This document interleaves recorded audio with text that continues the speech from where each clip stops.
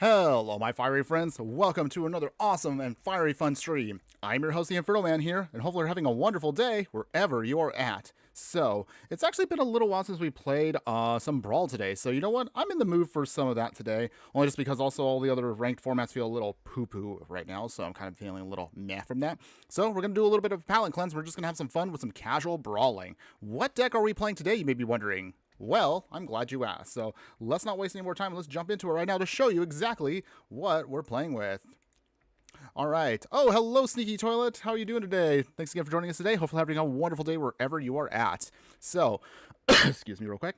So with that, without further ado, join me today, as I mentioned earlier, in the Brawl format for a deck that is going to be called Operation Counter-Strike. That's where we're going to be at for today, everybody. Where we're going to be playing a little bit here, just throwing a bunch of +1/+1 counters all together, utilizing our lead commander. Here's going to be Dyadrine Synthesis Amalgam. A really, really interesting creature that kind of caught my eye, but it's definitely not an easy one to build around. But we'll talk about that in just a moment. So, for those of you guys who are pouring in right now, as a reminder, here's how we're going to be doing it for today. We're going to, of course, go over the entire deck in its full. We'll go over every single card, explain to you again what the strategy is. We'll then play as many matches as possible in the best of one, of course, for Brawl, because, well, actually, that's the only format we have. And then from there, halfway through the stream, we're going to upgrade this deck to see how well it can do if we really want to go all out with the budget. So that's what we're going to be at for today, everybody. So, let's go ahead. We're going to jump into the stats right now. And as always, long-time viewers of the channel know how we do it. We have to talk about the stats of the deck before we dive right in. Oh, Dead Splendid, you have arrived. How you doing today, my fire friend? Hopefully having a wonderful day wherever you're at. Wait, why did you say the other ranks are poo-poo? It's because right now, VV is starting to invade other formats, and it's becoming a bit of a mess. Honestly, right now, Pioneer also is kind of feeling a little meh to me, just because I've been trying to play a little bit more there with some experimental stuff. It's been the same. It's mostly just been a lot of either everyone's just trying to cheat everything out for free across almost every format I've been. If you're playing Timeless, it's right now show and tell, but it's always been show and tell. Standard has mostly been just VV, just going super crazy. It's spell slinging and just going nuts with that. And then Pioneer has either been, mostly for me, it's either actual VV, Phoenix decks, or Grease Fang. So it's just been kind of boring across the formats. Ironically, I think Historic is probably actually the one that actually is not too bad right now. So I didn't think I would actually jump back to Historic for a little bit, but I've actually been having a little bit of fun in that format. So, but again, well, I'll rant about that in a little bit. Let's go ahead. Let's get through this whole deck because Brawl decks always take me a while to kind of get through. In any case, so Operation Counter-Strike today is going to be a Selesnya deck. It's going to be white and green. We're looking at an average mana curve about 2.3, and we're going to have a total of 27 creatures in the deck. That is quite a bit, by the way. We're going to be rocking 8 instants, 8 sorceries, 10 artifacts, 14 enchantments, a single planeswalker, 2 battles, and 33 lands.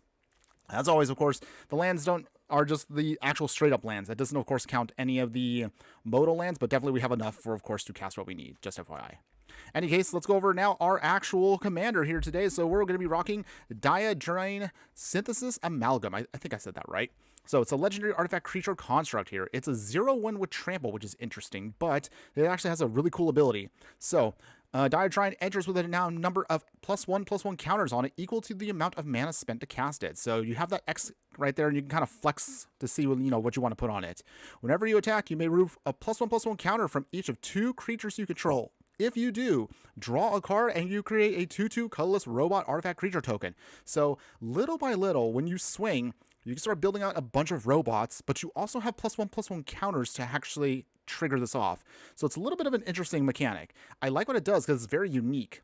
It's because usually you don't want to take away counters, you actually want to keep adding counters. So we have to find a way to kind of keep putting on more counters than what we take off once this hits the battlefield. So that's going to be what's going to be an interesting draw engine for us. But I actually kind of like that. It's not as super telegraphed as you may think it is. Sneaky Toilet, I still hardly see the VV decks and I'm standard ranked diamond. Okay. Well, maybe your luck is better than mine. But I think it's also dependent on what you're playing with, because since I tend to play a lot of decks for experimentation purposes, for YouTube videos, and mostly just my own spicy brews, I feel like that's probably the reason why I end up facing off against mostly the same decks all the time, because those decks are finding bigger variety with my decks that are more spicier versus me who plays the spicy decks, and I end up finding the same old all the time. You see much more Sephiroth? Huh. Okay. Well, I actually have not seen too many Sephiroths unless I play Standard. But again, that's neither here nor there right now. Any case, let's go over again how we're going to try to build up as many counters as we can to make sure we can get the most out of our commander today. So starting in the 1-drop slot, we'll have Arcbound Mauser here. Artifact creature, lifelink, and modular. So for those that don't know, modular is an ability where the creature will enter the battlefield with a +1/+1 counter on it. If it dies, you can move those counters to another creature. So if Arcbound Mauser, as an example here, is one of our creatures that dies, we just keep moving those counters around so we can fuse them onto another creature. Passes them on, which is kind of nice. Cleric class here. Well, so we have a sub-theme to the deck, but it's not really a heavy one. Mostly we want to try to focus on getting as many tokens and counters on things, but we could take advantage of cards like Cleric class here. If we gain life, of course, we gain extra life. Anytime we do gain life, put +1/+1 counters on a creature. And then, of course, if we get this to level 3, just bring back something from the graveyard to the battlefield, and we also gain some life on top of that, putting +1/+1 counters across our whole team. Grid for battle here. So +1/+1 counters on 2 target creatures, so again, just pumps up the team. Homestead Courage, singular target here, however, but of course you can use the flashback ability to use this twice for only a single mana, giving a creature +1/+1 counters and vigilance until end of turn. Honor here also puts a +1/+1 counter on a creature, but you can also draw a card, so simple and easy. Light of Hope here provides for us again +1/+1 counters, or you can use it as enchantment hate or to gain life to trigger off other abilities. Nurturing Pixie here, this is actually kind of a really good card for us. When it enters, bounce back a non-fairy non-land permanent, and then you can put a +1/+1 counter on the creature, so it helps us kind of redeploy some things. Requisition Raid, Artifact, or Enchantment Hate, or you can also put +1/+1 counters on all of our creatures for a really cheap cost. Experiment 1 here, a Human Ooze with the Evolve ability, which means that whenever a creature enters under our control, if that creature has greater power or toughness, put +1/+1 counters on Experiment 1. It also has a really old school ability that most of you probably don't remember. This is actually the Regenerate ability. So Regenerate just simply means that if a creature does use the Regenerate, that means if it ends up dying or would be destroyed, you actually just tap it and remove it from combat, and that means you take off all the damage that was dealt to it. So I know, a little clunky. This used to be a pretty prominent ability in the old days of Magic. We're talking like 20 plus years ago, but the card still found its way into Arena, so we can actually use it. Removed counters from this card to regenerate it, so that's how you use the ability. Hardened Scales here. We are going to be all in on counters, so this is going to be a staple for our deck. Anytime we put +1/+1 counters on a creature, you put that many plus an extra on top of it. Saz's Chocobo here with the landfall ability gets +1/+1 counters anytime we play a land, and this is out on the battlefield. Snakeskin Veil here, giving one of our creatures protection with hexproof, but also a +1/+1 counter on a creature we control. Tameo Safekeeping, also additional protection for us, but this helps us protect any permanent we control, giving it hexproof and indestructible, and we gain 2 life. Trash the Town here, another one of the spree cards from Thunder Junction here. Put 2 +1/+1 counters on a creature, or give a creature a trample until end of turn, or until end of turn. If a creature deals combat damage, draw 2 cards. So great for us for flex. Vastwood Fortification here, it's either a tap land in a pinch, or again, +1/+1 counters on a creature. Enoch Bondkin, this is one of our payoffs for the +1/+1 counter strategy. So it has Outlast, which means you can put a +1/+1 counter on the creature, but you can only do it at sorcery speed and pretty much only just once for the creature. However, each other creature we control with +1/+1 counters will give them first strike, so that means we can do some heavier damage. Arcbound Prototype here also has Modular 2, similar to Arcbound Mauser here, so it's actually good for us just to put +1/+1 counters on it and move them around to other creatures. Dusk Legion Duelist here, Vigilance Vampire Soldier. Anytime +1/+1 counters are put on this creature, draw a card. However, you can only do that once a turn. Kind of lame, but still helps us with card draw, so I'll take it. Fearless Fledgling here. No one remembers this card, but I do. So anytime we get the landfall ability to trigger off, just like Sauce's Chocobo here, put on this Griffin a +1/+1 counter, and it gains flying until end of turn. Invasion of Gobakon here is going to help us enter. We can then look at a non-land permanent opponent has, and then of course as long as that we can then exile it, and then that means they have to pay 2 more in order to cast the card. If we manage to flip this over and win the battle, then we can start putting +1/+1 counters on each creature that attack this turn. You can then later on sacrifice the enchantment and then give all of our team hexproof and indestructible for a great way to kind of finish off our opponents. Luminarch Aspirant here, also another great staple for our deck, putting +1/+1 counters on creatures we control just once a turn. Ossification is going to be one of our few spot removal cards for us, but it helps us of course get rid of things we don't want to deal with. Reluctant Role Model here has survival, so that means anytime this creature is tapped, you can put counters on it based upon whatever you don't have. So +1/+1 counters, a flying counter, a lifelink counter. If any creature we control dies, if it had counters on it, we could just move them onto another creature. So same thing, we could just kind of shifting around a lot of our stuff, which is actually really sweet for us. Take up the shield here, +1/+1 counter on a creature, and also give it lifelink and indestructible, so it protects our game plan. Sheltered by Ghosts here. Of course, we had to put this in here. While it doesn't help out with the +1/+1 counter plan, it's still just an awesome aura just because of how incredibly strong it is. So it's an auto include. Dusk Shell Crawler here really, again, doesn't seem like much, but again, put a +1/+1 counter on a creature we control, and then every creature we control with counters can also gain trample. We have a little bit of ramp here with cards like Farseek here, getting us, of course, what we need with lands. The Tessiant Hornbeetle here gets +1/+1 counters on it anytime we have another creature with power 4 or greater on the battlefield at the beginning of our combat. Pollen Bright Druid here has Proliferate, which is incredibly powerful for our deck, or at least we can put a +1/+1 counter on a creature. Propagator Drone here, it's devoid, so technically it is colorless, but still provides us what we need. Creature tokens we control will have Evolve, so as we start getting out a bunch of our extra tokens, we can start pumping them up with also counters on them. For 4 mana, we can create some more Eldrazi spawns, so that way we can use them as pseudo ramp tokens, or at the very least we can use them to start moving counters around. Rampant Growth is here for, again, more ramp. Ranger class here just helps us provide a token. We can get it to level 2 at the very least to start putting counters on stuff anytime we start attacking.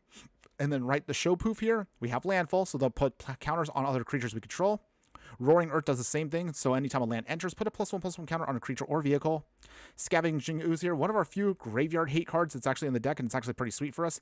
Exile creature cards can start putting counters on this creature, and we can gain some life in the process.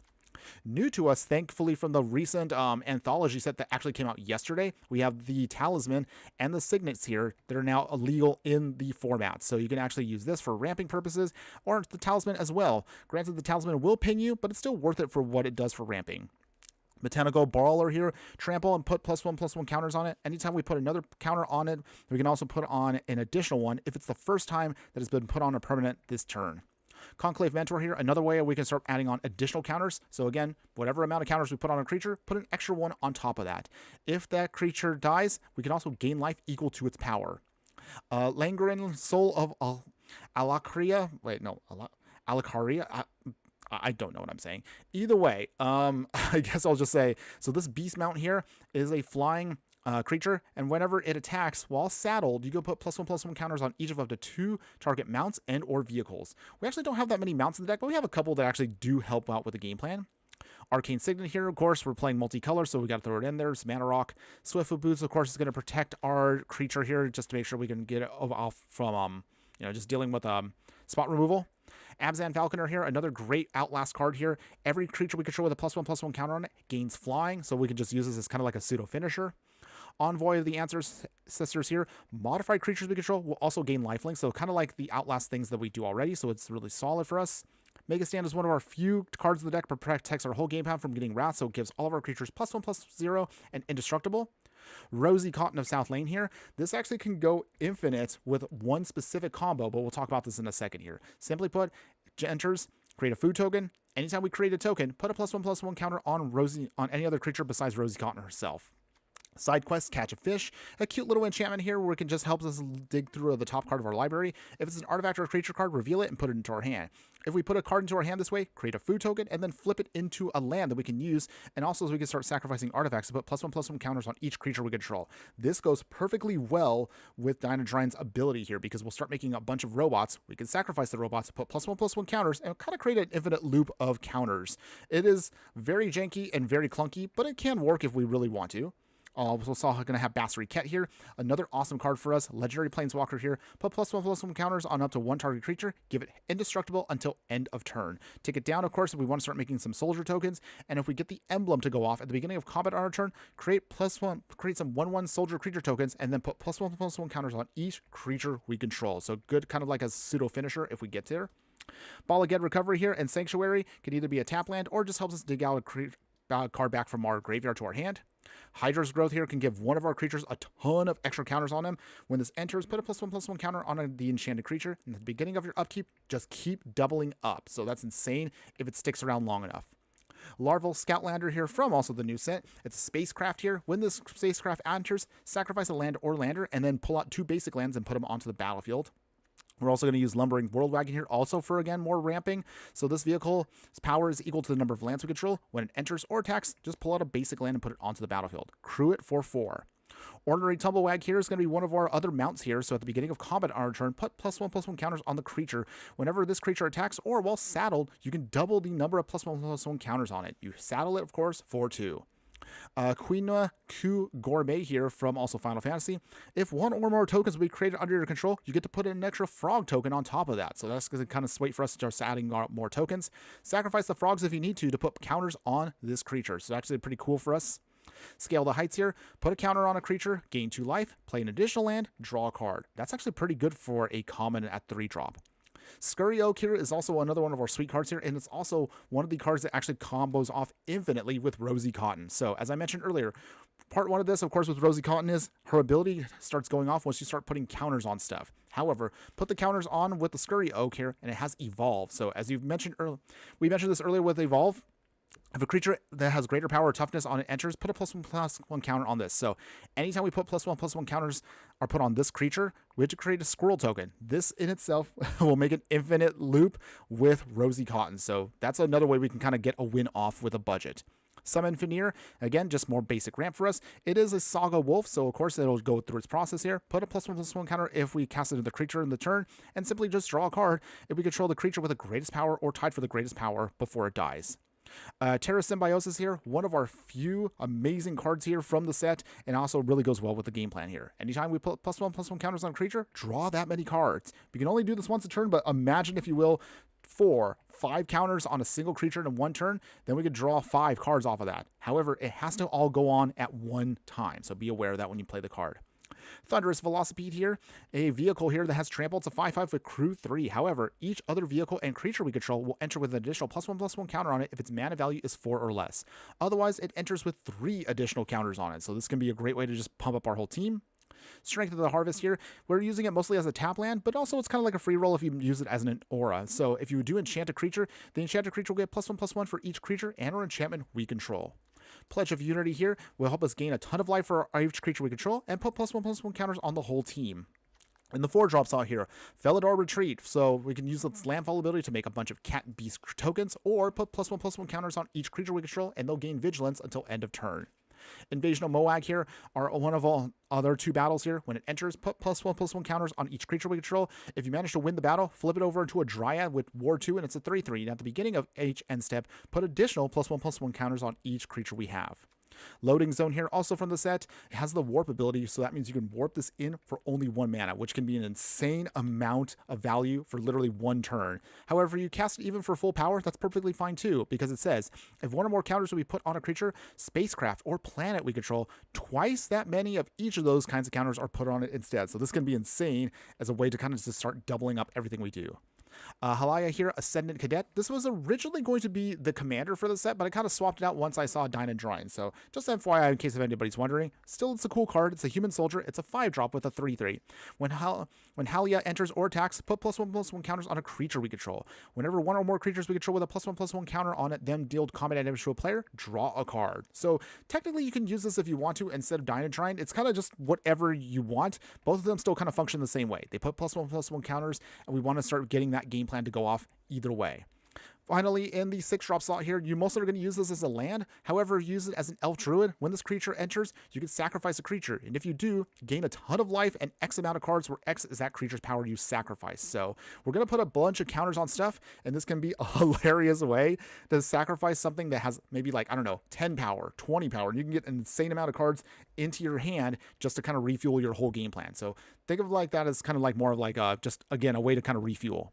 As far as the land base is concerned, 8 plains, 8 forests, and a bunch of the tap lands with Kalani's Garden here, created for us a cute little token, but otherwise we have Arctic Treeline, Blossoming Sands, Chrysalit Heath, Fortified Village, Radiant Grove, Thornlight Bridge, and a bunch of utility lands to help us out here. Arid Archway to bounce back again our modals. We can recast them as actual spells. Broker's Hideout's one of our fetch lands, along with Cabaret Courtyard. We'll also utilize Command Tower because it's a staple. Demolition Field for non-basic land hate. Escape Tunnel's another fetch land. Evolving Wilds another fetch land. Nesting Grounds is one of our all-star lands for the deck. We can move around counters from a permanent we control onto another permanent, so that's going to be great. Urza's Cave can help us dig out a specific land we want. Mostly it's going to be for that Nesting Grounds. And finally, Volatile Fall as another non-basic land, and we can also create a treasure token on top of that. So, whew. Thank you everybody for just hanging in there as always. Do apologize for that, but as always, I'm happy, of course, to go over every single card in the deck. So there you go, everybody. That is the whole game plan for you. Can Counter-Strike here create some victories for us in the Brawl format? Well, there's only one way to find out. So let's go ahead, let's play this deck, and let's see how well it does. Whew. Again, all props to you guys for hearing me out for the entire deck, but as always, I feel like it'd be a disservice if I didn't explain every single card in the deck, because the whole point is for you to understand what exactly we're trying to do. So thanks again, as always, for that, everybody. All right, so we start loading up our first match here because I'm super excited to see how well we're going to go. Let's do this, everybody. It's time to Yeah, all right. Whew, okay, so now that we're going to be loading up here, let's see what we got here. Okay, great. We got a lot of ramp with Farseek, Arcane Signet. We can start putting +1/+1 counters and stuff with this and Homestead Courage. Okay. Feeling good about this. If we can get some more creatures that can start doing their thing, then we are going to be good to go here. Okay, opponent. They're playing Bristly Bill, so they're also going to be going in on counters, but they're mono green. So we'll see if that actually might be a good or bad thing for us. In the meantime, let's start getting our ramp going. Let's see. Arcane Signets. All right. So as we're playing right now, everybody, how's everyone doing this week? Hopefully, again, you've all been having fun, whether you're playing Magic or anything else out there. Would love to hear from all you guys about, you know, what you've been brewing up, fun decks, or anything else that's been happening in your life. All right, Arctic Tree Line. We're gonna have to just spend a couple turns here to just start ramping. That's mostly what I want to do right now. So get that Radiant Grove, because that is a free roll for us with a tap land.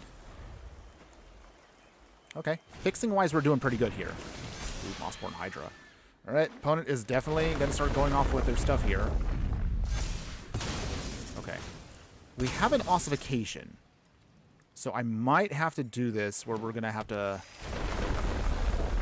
Oh, boy. Ew. Okay. Sneaky Toilet. Asking right now, I still want to talk viewer retention? Oh, that's right. I did ask everybody, of course, on YouTube. So I've been trying to do some research, and I've been trying my hardest to see what I can do to make things better for all of you watching. And I appreciate all of you that still do watch, even if sometimes I'm not the most exciting of you players out there. So what exactly, and I guess I'll ask it here in the stream, what can I do to start making these a little bit more better for everybody here? Am I boring? Do you guys want to see more spicier decks? Should I play more crazier combos, even if that means that maybe we're going to be non-budget? I don't know. Or do you guys want to see more stuff that's like non-Magic related, or maybe just some more personalized content focusing on me and like my journey through this all? Let me know in the comments, everybody. I would love to hear from you guys. All right, we'll play Lumbering World Wagon. I'm going to get a card. Enters tapped. And then enters tapped. And then Ossification. Put it on the forest. We've got to get rid of that Mossborn Hydra now. Oh, they actually redid the animation on that one. Interesting. Okay. Okay. Oh, they got their own Ozolith. So they have a way of putting a ton of counters on things.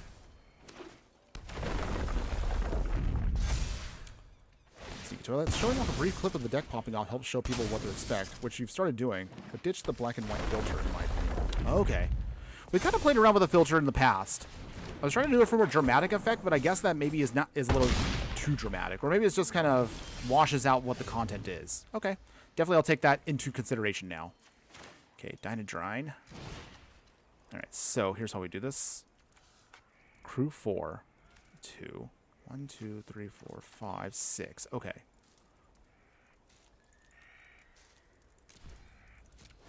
Okay, max value there. All right. Broker's Hideout. And then we'll get out another land. Let's get to the Plains. We get the crew here. Actually, no, we'll wait, we'll wait. I want to keep Dyadrine alive a little bit longer. It makes it harder to see what exactly is going on in the clip. Okay, good to know. So moving forward for the next video, the next deck tech we'll do, we'll omit the filters. I'd also recommend starting off with your best match or the fast-paced match for the TikTok brains. Oh, yeah, I realize that. That's also something that I've also been kind of struggling with, and I realize Magic is not exactly the most exciting... how do I put this? I guess Magic can also be very dragging, but it's also not... I'm not going to lie. For a brief time... I think a time between, what is that? We kind of played around with this in Dragonstorm. So from Dragonstorm to about halfway through Final Fantasy, I decided for a little while, we're going to cut the gameplay for a bit so we can shorten the videos down to like 15 minutes approximately. Unfortunately, though, there were a lot of you out there that wanted to keep the gameplay footage in, which is fine. I was happy to bring that back with one of the videos we did, and we started bringing it back again. The hard part for me is it just takes a long time, and sometimes I end up going through a lot, and I really do mean a lot of losses before I can actually make a good, decent showing video. Okay, so, I don't know if we're going to be able to survive this here because our opponent has gotten to go off, and we are lacking any kinds of creatures here. Dang, we're actually not looking too good here. Okay, yeah, I can't even swing either.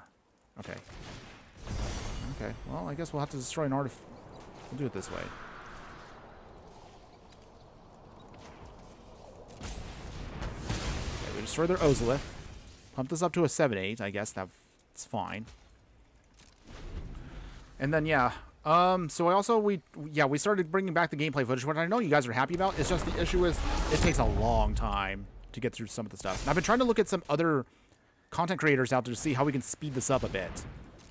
The hard part is, yeah, just the way I know I do my decks, they're slow. Very slow. And it kind of feels a little like, oh, geez, I don't know how I can kind of cut this down to like the essentials.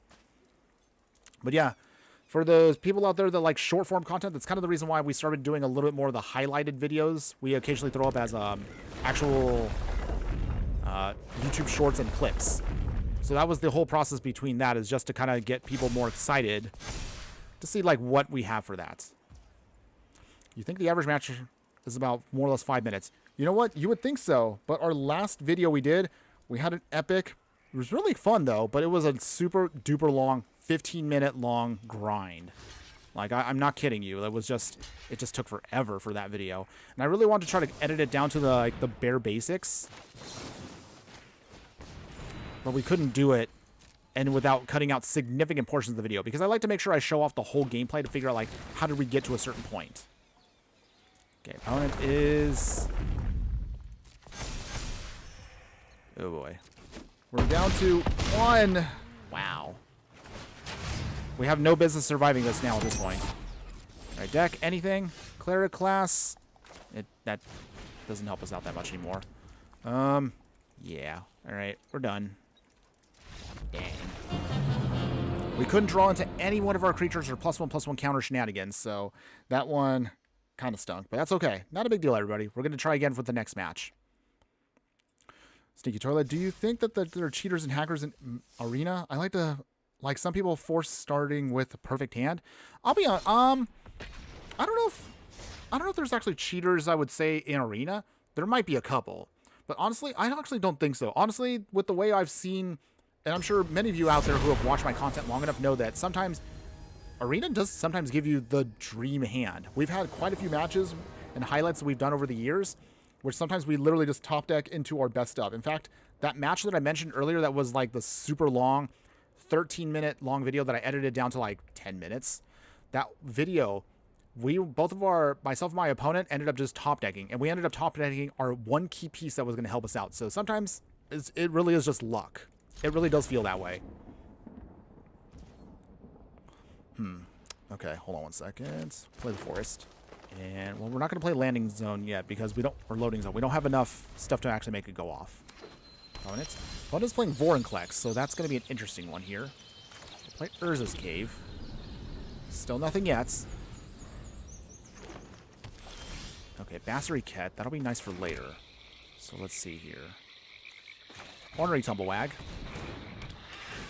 Starting to put counters on it. That's cool.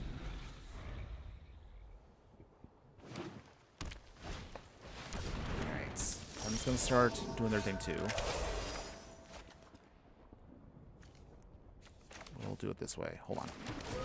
Okay, we need a white source. That's what we need first off. Okay. Arena.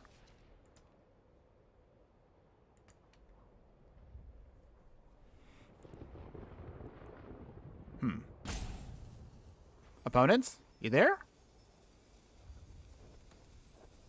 Do they have to stop? Sneaky Toilet. I believe that the majority of the time it is luck-based, but I still wonder if some people take extra steps to ensure they have starting good hands.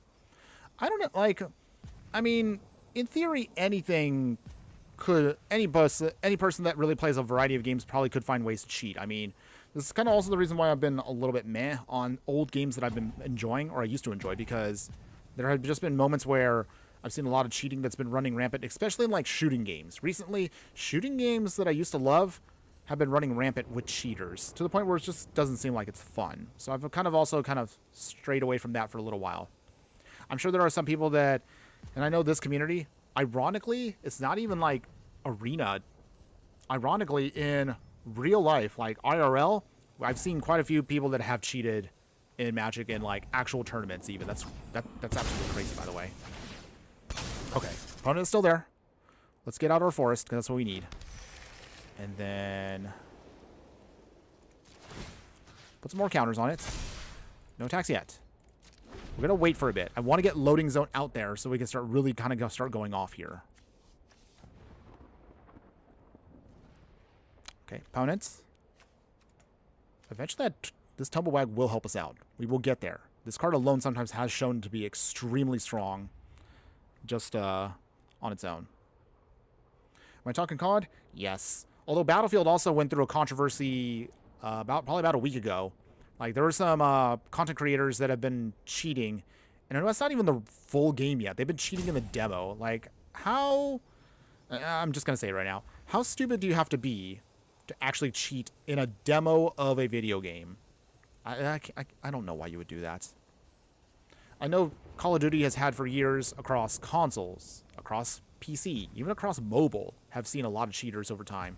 Like, trust me, like, I've been wrecked by them quite a few times over the years, but I still had fun with the games. Although recently, I don't know, the next one that's coming out, I'm feeling kind of, maybe I might just wait for, I don't know, a sale or something, at least when that one comes out. All right, so we came here for one thing, everybody. We want to start putting counters on creatures, start going big, big, big, big. If we can get this loading zone to stick, we can definitely start having Tumblewag here do some insane damage. Assuming our opponent lets us actually resolve these spells. Opponent, where are you at? I'd like to get this match done today. Hello? Hello? Opponents? You there? Okay, that's fine. I guess this also leads me to a question while we're waiting for our opponent to resolve their stuff here. So, has anybody out there in chat encountered, like, cheating in other games that you have enjoyed playing? Anything online? MOBAs? Shooters? Third person? First person? Console? Mobile? PC? Oh, opponent! I was ready to go off there! Okay, well, I guess that counts as a win. Although I was really hoping to actually get a good game in there, because we actually did have ourselves setting up for some really sweet plays, but oh well. A win's a win, so I guess I'll take it. Okay.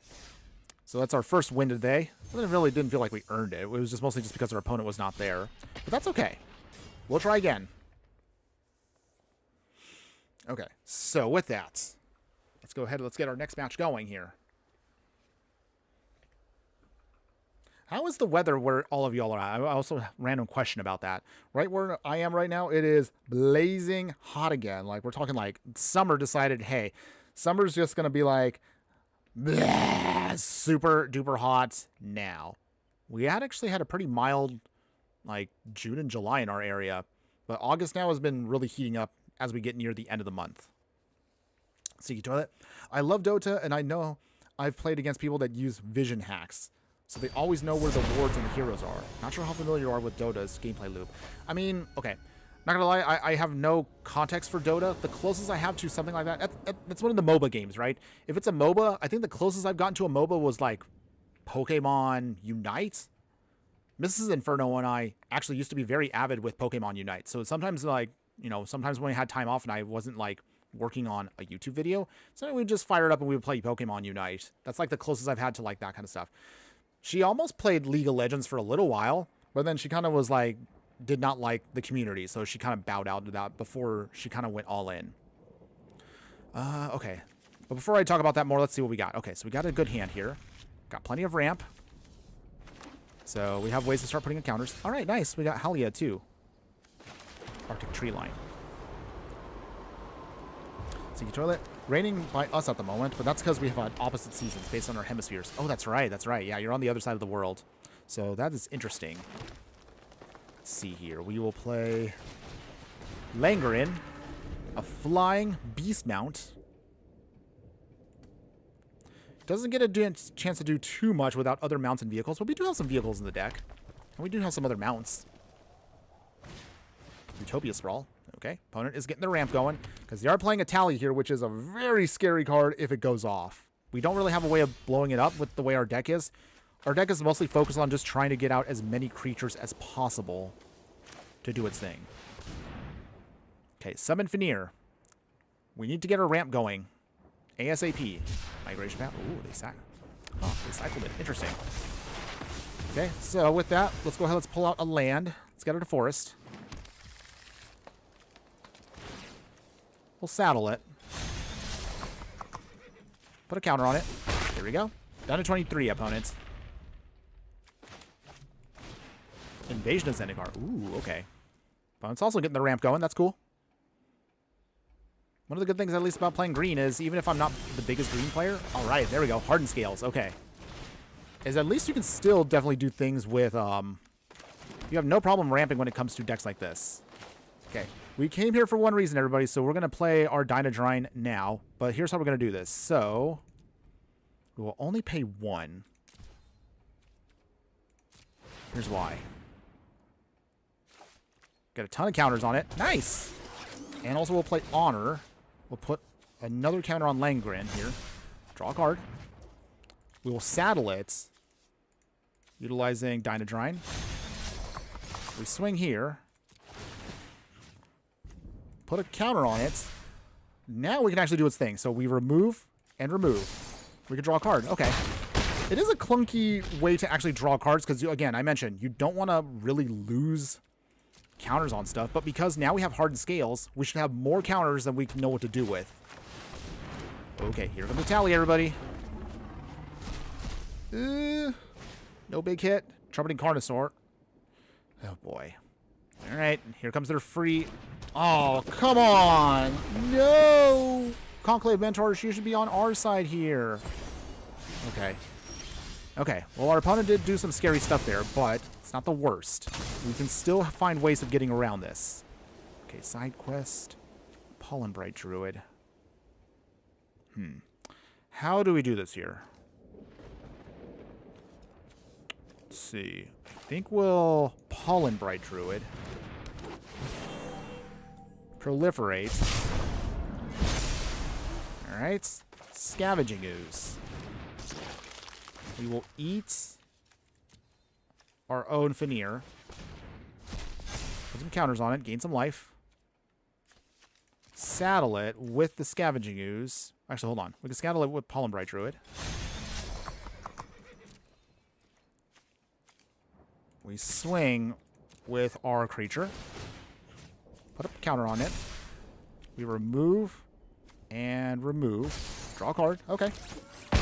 Down to 6. Hey, we're getting there. We're getting there. Secret Toilet. Can you recommend a site or something where I can see what the strongest performing deck is currently used in Arena? Oh, well, actually, these are actually up on the Discord. I forgot to mention that. So we actually do have a page where I try to put links of relevant Magic the Gathering websites if you are interested in seeing like a variety of things. Some of them are just for deck building purposes across like different formats like Commander, Brawl and stuff. There's MTG Arena Zone. That's usually been my place, although they've been kind of slow on some of the stuff. But they do have some relevant topics. The only awkward part is they haven't been updating, I think, the free stuff. They've been trying to kind of force me to pay, which is not something I'm fond of, but okay. Okay, real quick here. Let's see. They have trample on a lot of stuff here. I guess it doesn't really matter what we block here because we're going to win here in just a moment. Oh, wait, no. Not the Conclave Mentor. Let's block here, here, here. And I think we're good there. Down to 20. Down to 12. But that's, I think, it, everybody. Because the next swing would have gotten us the win, and our opponent knew that. So victory goes to us, everybody. All right. So that was kind of like a decent way of showing off how the deck goes. Dyadrine removes counters. Hardened Scales gives us plenty of counters to work with here. We start drawing cards and making a ton of extra little robots. So nice. I was happy that we actually got to get a good idea of what the real deck is trying to do. Not gonna lie though, it was not an easy deck originally to put together, but I'm happy with it. All right, let's actually see if we can get some more legit wins with this deck. But yeah, so and this kind of goes out for everybody here. So again, from the Discord, I have a small list of sites that I've tried to link together, and I'll try to keep adding more as time goes on for a variety of things. So for those of you that actually want to sell your cards, if you're those of you that are out there for just looking for stats and stuff. But yeah, if you're looking for tournament results on various decks, not the best when it comes to that, but I'll try to get some more legitimate stuff. I've been using MTG Arena Zone mostly just because those were easy enough for me to kind of copy paste some of those decks. But to answer your question, though, Sneaky Toilet, you could try that. I'm trying to remember, like, what another good site would be for those that are looking for tournament results to see, like, what are the meta decks currently in the format. I probably would, I don't know, maybe like tcgplayer.com? Things like that. But I'll try to see if we can get more info, more of that relevant stuff for all y'all. Okay, in the meantime, let's get our lands going here. All right, opponent, what you got? Ooh, we got a Roaring Earth. That's actually good, too. That'll help us out with Dusk Legion Duelist. Jasper. Okay. Opponent is playing Human Knight. Huh. Actually, I don't think you control a dragon. Huh. Cypher, huh? Interesting. This will be an interesting one, but I think we can still get there. So here's how we do this. We'll slow them down first. Let's destroy the artifact. Okay, we need to slow down our opponent quick. Thank you. Just found the link for the zone from the disc. Appreciate it. Yeah, no problem. Happy to help you out. We need some ramp of our own here. Ossification will be good for later. Let's play right now Roaring Earth. I'm assuming since they're mono red, they're definitely going to have some removal in some form of like spot or burn. So until then, dragons be okay. So they are trying to cheapen out the dragons. Dusk Legion Duelist. Command Tower. Put a counter on it. Draw a card. There we go. All right. And then we'll wait here. If our opponent has spot removal, we'll be ready for it now. Okay, our opponent got a free turn here because now their dragon spells will be a little cheaper to cost, but we have ways of getting around that still. At least we do have our card draw engine ready to go. Ooh, okay. So we have Twin Flame Tyrant here. Okay. Interesting choice of swing, opponent. Oh, that's why. Okay. So here's how we do this here. Light of Hope. Put a counter on it. Draw another card. Okay. We do lose our creature there, but that's a small price to pay for what we are able to get away with here. Okay, so here's how we do this. Langren. Forest. Put a counter on it. Ossification. On the plains. Tyrant is gone. Nice. Okay. So we're still in this fight. We'll see if we can get around their stuff here. Okay. Cypher coming in. Whenever a creature you control attacks alone, it gains double strike until end of turn. Okay. So that's their gimmick, huh? Alright.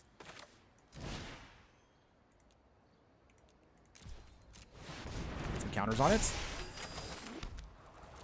Crystal Health. Put another counter on it. Ping our opponents. We'll swing here. We'll remove 2 counters on them. Draw a card. Okay. There we go. Little by little. I realized I probably should have saddled that, so that was my mistake there. Okay, but we actually now have our engine pieces now ready to go. We just need to start putting down more lands and more counters on things, and I think we should be good to go here. Okay, opponent's got Crash Through, so they're going to start forcing out damage no matter what. Just need a way to get around it. 1, 2, 3, 4, 5. Okay. Thunder Review. Okay. Back to the command zone you go.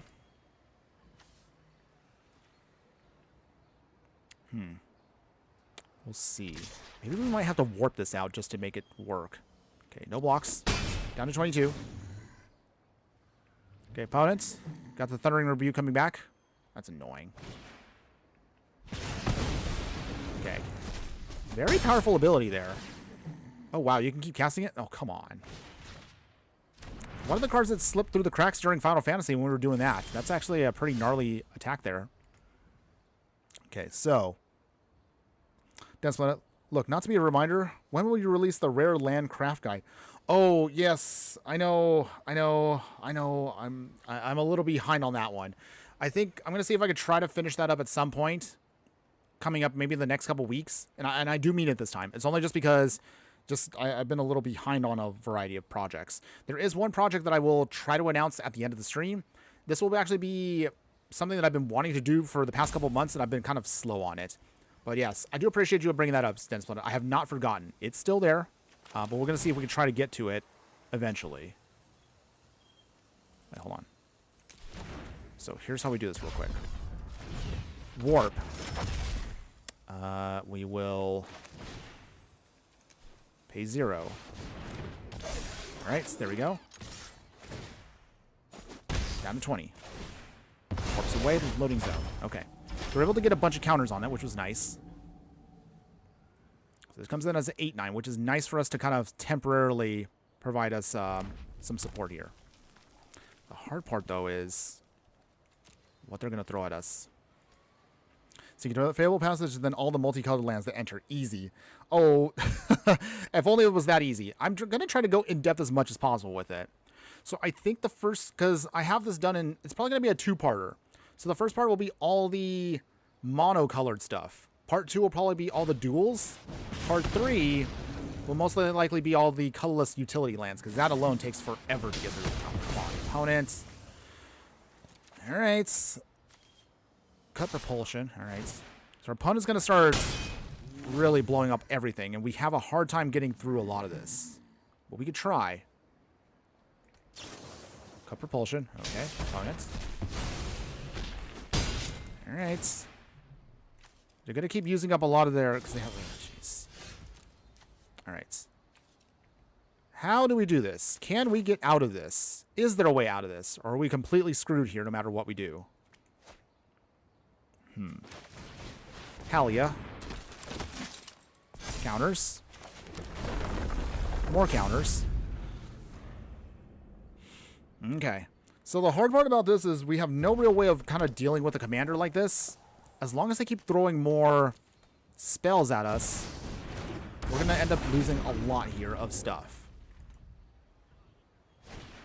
Wild Ride. Okay. This might be it for us. I don't know if we're going to be able to get around this. Yep.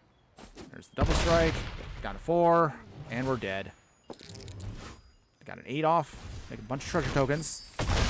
And we're dead. Okay. Well, very scary commander if you don't have any kind of spot removal, because we completely got wrecked there. We did not have a way of answering that. At least not with what we have currently in the budget deck. But okay. It's all good, everybody. Let's go ahead. Let's continue on. And we'll see. But yes. So we'll be talking about this at the end of the stream. I think the next couple weeks, before we get to Spider-Man, and again, I'm not looking forward to having to cover it, but I will try to do as much as I can to keep it fair. But in that time frame, as we start getting ready for the next set in about a month and a half, I'm going to start seeing if we can try to do a little bit more. I guess I could say we'll probably cut back a little bit on deck text for a bit. I do want to create more space for other videos that I've been meaning to do for the longest time.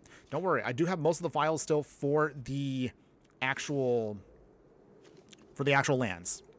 But I might have to redo some of the video since it's a little outdated now. But we are going to try to get that going. I swear, we will do it. It's going to happen. But I think I would probably ask, like, would you guys rather see more of a monocolored guide, or do you want a guide that's mostly just about the multicolored lands? I think most people want to see multicolored lands, at least from what I know. All right, sorry, Scorpion. Okay, so our opponent's playing Eliasil Core. Okay. Life gain and drain shenanigans abound. So we'll find a way to get around this. Scurry Oak, that's cute. Sauce Chocobo. Volatile Vault. We can counter on stuff here. Okay. Opponents. Source Posture. Toots. Alright, gain some life off of that, that's fine. No blocks. Down to 22. Okay, we just need our lands. And we should be good to go here. Scurry Oak. No attacks.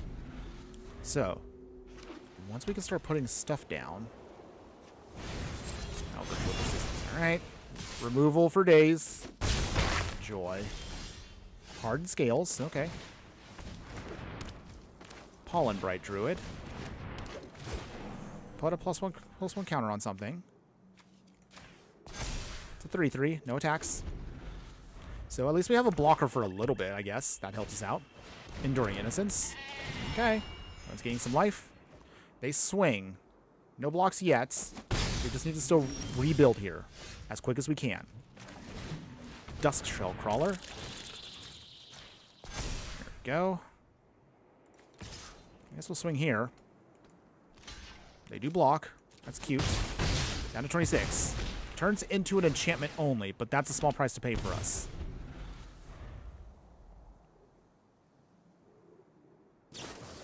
Grave Expectation. Oh, jeez, I hate this card so much. I don't know who thought it was a good idea to use Heist as an ability. So again, for those of you that forgot what Heist does, as you can see right here, Heist just says they get to dig random non-lands out of our deck. They exile one of them, and they can cast that card as it remains exiled. Jeez, like, honestly, if this wasn't, I'm sure a couple of you out there who like to do thieving stuff like that probably would have liked Heist if it actually was a real mechanic. Honestly. Okay, Ice Hill Core. We're going to have to start blocking for a bit, so that's going to be something we might have to do here. Okay, Fortified Village. Not quite what I wanted to see, but that's okay. We'll take it. Swing in here. Opponents? Condemned. Okay. Opponent. Virtual Persistence. Alright. Now would be the best time to start getting our actual creatures out of that graveyard there. Okay. Vision of Gobakon.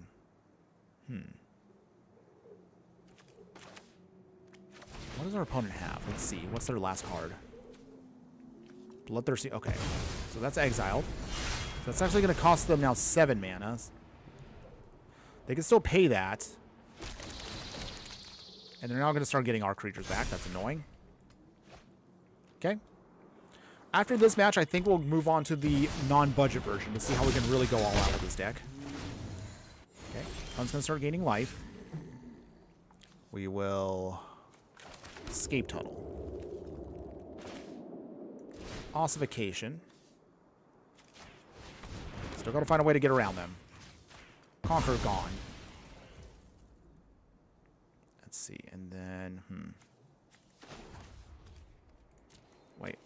Can't do this. Okay. Oh, sacrifice a land. Get out a white source.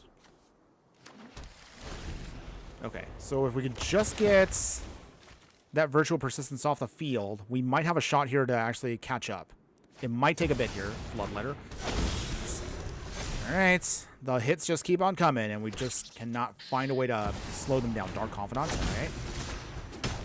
Down to 15. Down to 13. Running out of time. Okay.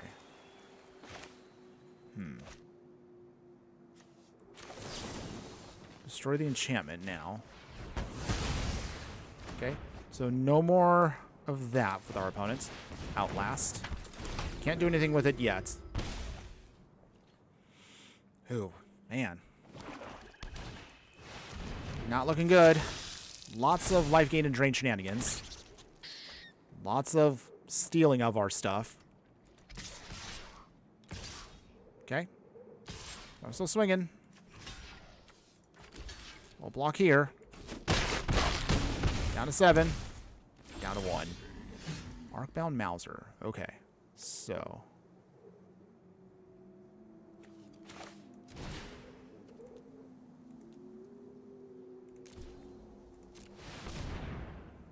That's pretty much it for us here. I don't think we're going to get the victory here. Mauser. Okay.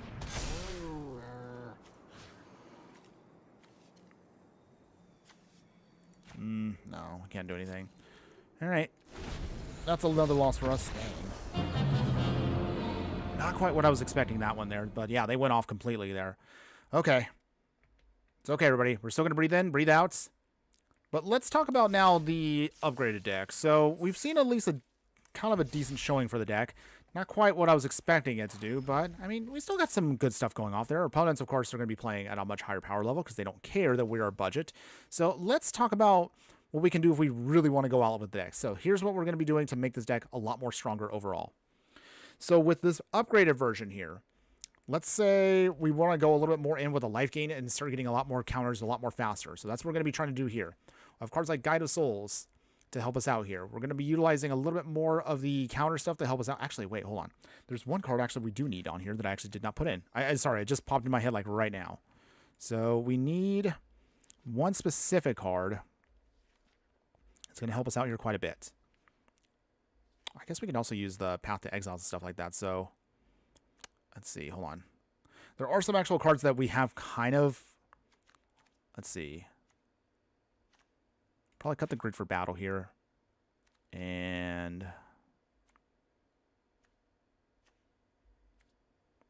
yeah, so hold on. There's a couple cards in here that I actually wanted to cut and then put in other things. So Tamiyo Safekeeping will get cut for Restoration Magic instead. And we can look at getting some more life gain for the deck, but we want Soul Horde specifically. That actually will help us out a ton. As far as anything else that can help us out with upgrades here, I think that's mostly it. But we're going to try to see if we can get... okay, Source of Plowshare definitely should be coming into the deck. But that means we need to cut one little card off of our whole thing, which we'll talk about in just a second here. Don't worry, don't worry. Yeah, sorry, it was just a couple things kind of popped into my head that I realized we probably could have put into the deck. Probably cut the first strike. That may not help us out that much. Okay, so here's the upgraded version of the deck, everybody. So this version here will have a little bit more of a focus on certain things that the other deck was lacking. So we're still going to try to go in on counters, on creatures, and we're going to be doing a little bit of life gain shenanigans too. So Guide of Souls is now going to be a new piece that is going to help us out and get us a little extra pump there. Unfortunately, it's dealing with the alchemy nerf. I don't know why that's still a thing, but that shouldn't be a thing in Brawl, but just hang it where there with that. Cleric class stays, of course. Homestead Courage, Light of Hope will stay. Requisition stays. We're going to add in Restoration Magic instead because I realize this is actually a little bit better for us. Instead, in white, you can still get Hexproof and Indestructible just like you could with Tamiyo Safekeeping, but this can scale up to ensure that we can give our whole team permanents. We control Hexproof and Indestructible and gain a ton of life if we need to in a pinch. So that's what we have instead. Soul Warden here because every time a creature enters, we can gain life, so this will help us out with the game plan here. Source of Plowshare is going to provide for us a much more stronger removal option for us. Hardened Scales here, again, still going to stick around with Snakeskin Veil, Trash Town, and Vastwood Fortification. We're going to throw in, of course, the Ozlith, because every time something leaves the battlefield, we don't want to lose all those tokens. So, with all those counters. So the counters now can go into the Ozlith, and once we get to combat, throw them back onto another creature to put a ton of extra stuff on there. Keep, of course, cards like your Designated Zealot. Essence Channeler will be another upgrade for the deck every time we've lost life or gain life. We can start making this either a Flying Vigilance Bat, or with gaining life, we can put +1/+1 counters on the creature. Same thing. If it dies, we can put the counters onto another creature. So this is kind of like one of the ways we can kind of fix one of our problems with the game plan is, with all the counters that we make, we want to start moving them to other creatures when other creatures die. So that helps us out quite a bit there.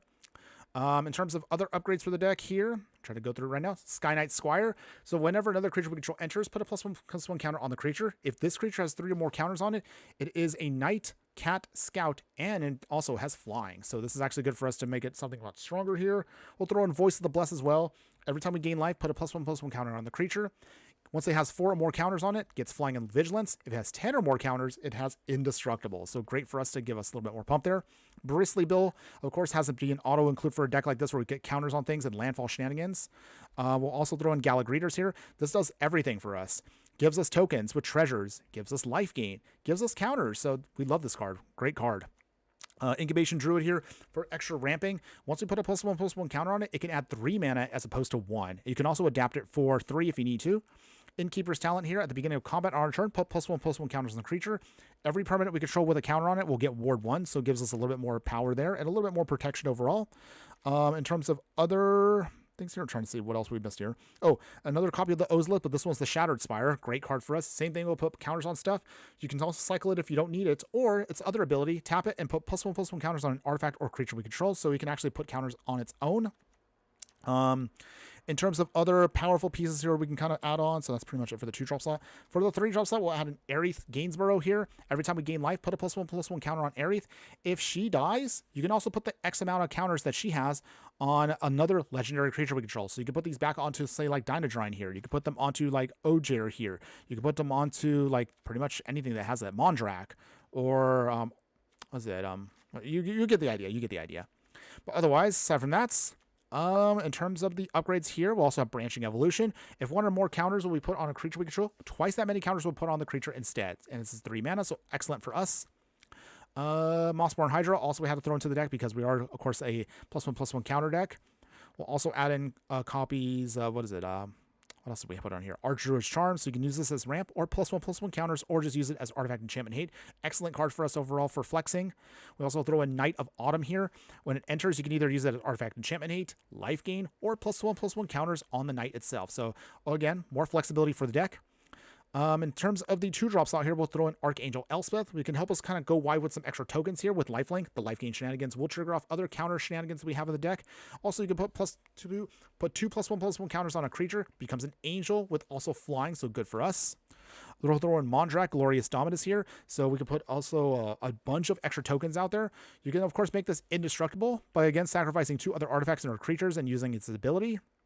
We'll put in Ouroboros here, so another amazing card for us. At the beginning of combat on our turn, put X +1/+1 counters on each creature we control, where X is this creature's power, and this will get insanely powerful and huge out of nowhere if our opponent does not have an answer.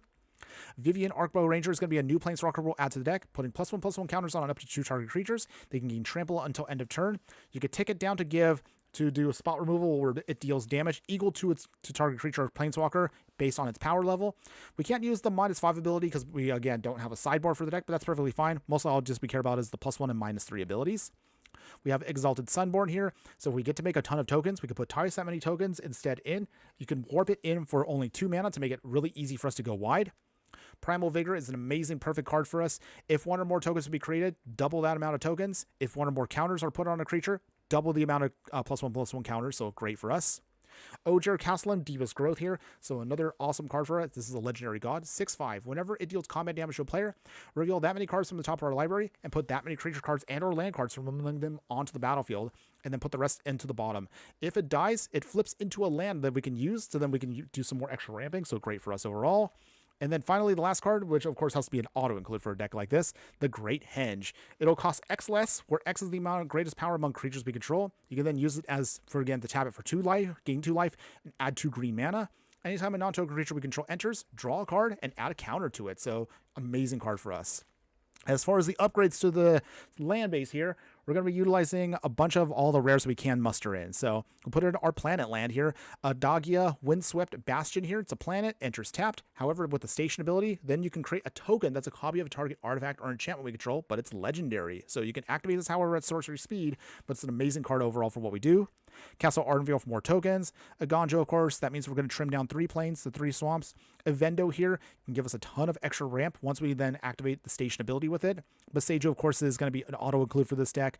The Shire to help us make some food tokens that we can use for more shenanigans. We'll put in, of course, all the dual lands we could put in. Pathway Land, Brushland, Hushwood's Verge, Lush Portico, Overgrown Farmland, Razor Verge Thickets, Sun Petal Grove, Temple Garden. And then as far as the utilities that we can upgrade into, not too many here, but we have a couple. Fountain Port, of course, because we make a lot of tokens. Karn Bastion, Proliferate on this deck is insane, so we can take advantage of that. We'll throw in, of course, Prismatic Vista for a stronger fetch land, along with Scavenger Grounds for instant graveyard hate. We'll throw in Windswept Heath is our other going to be a other good fetch land. You can actually throw in a bunch of other fetch lands if you want to, but this is perfectly fine for what we need. That is the whole upgraded version of the deck, everybody. So with that, let's go ahead, let's play this one in Brawl, and let's see how much more stronger this version is. Whew, as always, just takes so long to go through all those. But okay, we're ready to go here. You know what they say, if you can't beat them, join them. Not all the time, but yes, you're not wrong in this instance. If our opponents are going to start going all out, it's time for us to go all out. So I'm ready for them now. Let's do this. Sneaky Toilet. I was also thinking of joining the dark side and creating a VV Cauldron deck. Do you think it will be emergency banned? If so, I will refrain from the craft.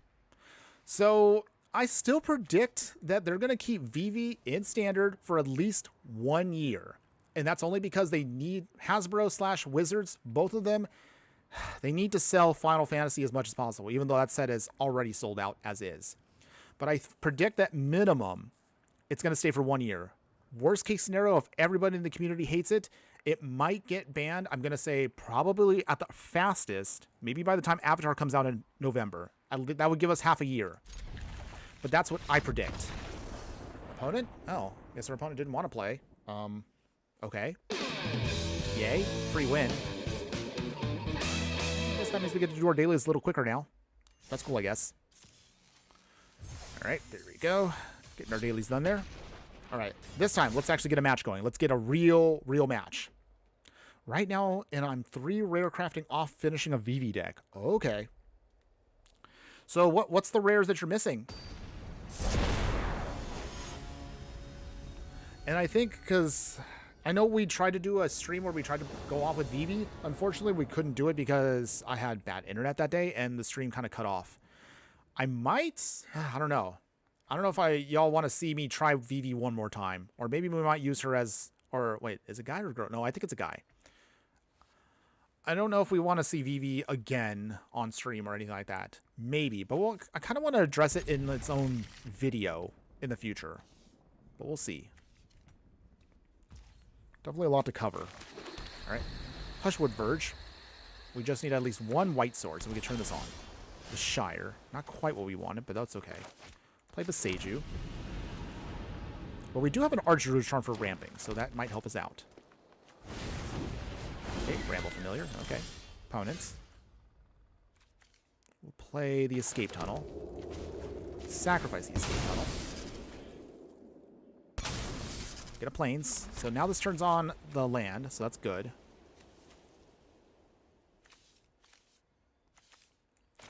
Cleric class. Okay, this enters tapped and just lets you control a legendary creature. Okay, good to know. Zimone. Okay, opponent is going to start doing counter shenanigans too. This will be interesting. We got our Hardened Scales. Play...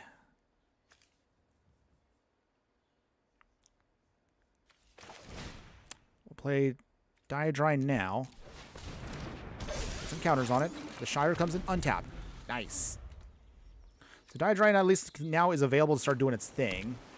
To start getting the rest of this game plan off, we should be good to go here.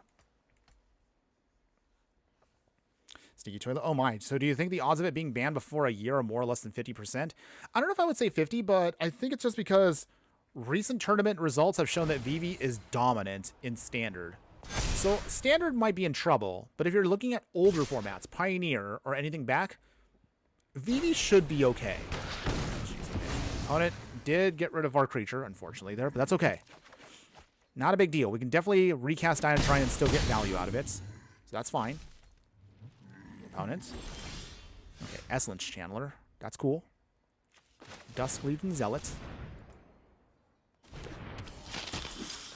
Sky Knight Squire. Oh, actually, I did this wrong. I should have put in the Squire first, and then Dusk Legion Zealot. Phantom Interfere. Okay. Alright, opponents is trying to make sure we do not get counters on things here. They don't want us to go off.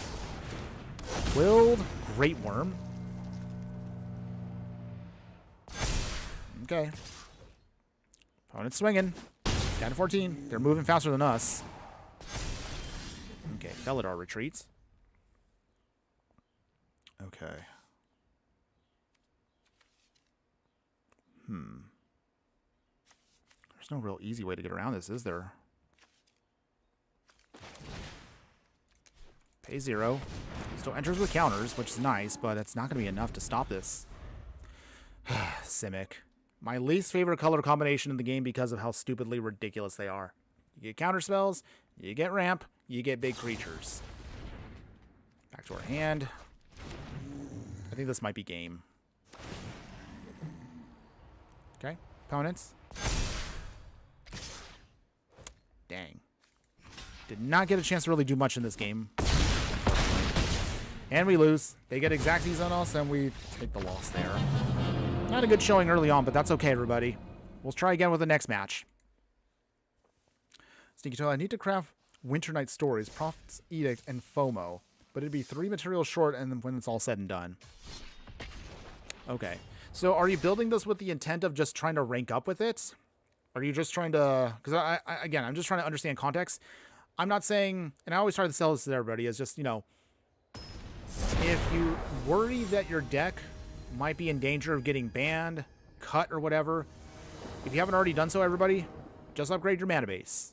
Bare minimum, you can get away with janky piles of cards, but if you can't cast anything, your deck won't do anything. So be aware of that when it comes to upgrading anything. Upgrade your mana as best as you can early on, and then focus on the pieces that you want. Remember that, again, if VV gets banned in Standard, I'm pretty sure you could still play VV, at least in Pioneer.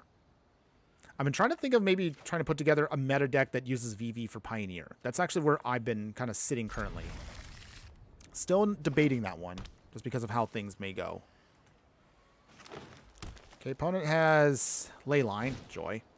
Well, they're definitely a little bit more degenerate than us, but we'll see if we can get around that. Prismatic Vista, start. So you're like, only. So getting out of Diamond needs an extremely meta deck. I mean, you don't need to have a whole meta deck. You just need to understand what is going on in the meta. What are you most likely to face off against? And how to anticipate what you might have to encounter and deal with. There are definitely a lot of players out there that are really good that actually can kind of anti-meta their way to the top. But again, that takes a lot of skill and a lot of understanding of, you know, what you're getting into. It's not impossible, but it is not going to be easy. Okay, the Monarchist Spirit starting to put counters on itself. Okay, so we need one more land, and we could start going off, either with pumping up our creatures. Lumbering World Wagon can help us start getting more lands. And we can start doing our thing with Dyadrine here. See. Come on, opponents. Alright. Okay. This is good. This still works out for us. Dusk Legion Duelist. So if we can get counters on this, we should be okay.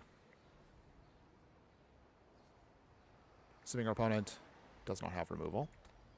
Did play Kotis a while ago. For those of you that are interested in seeing how our build of Kotis went, check out that live stream.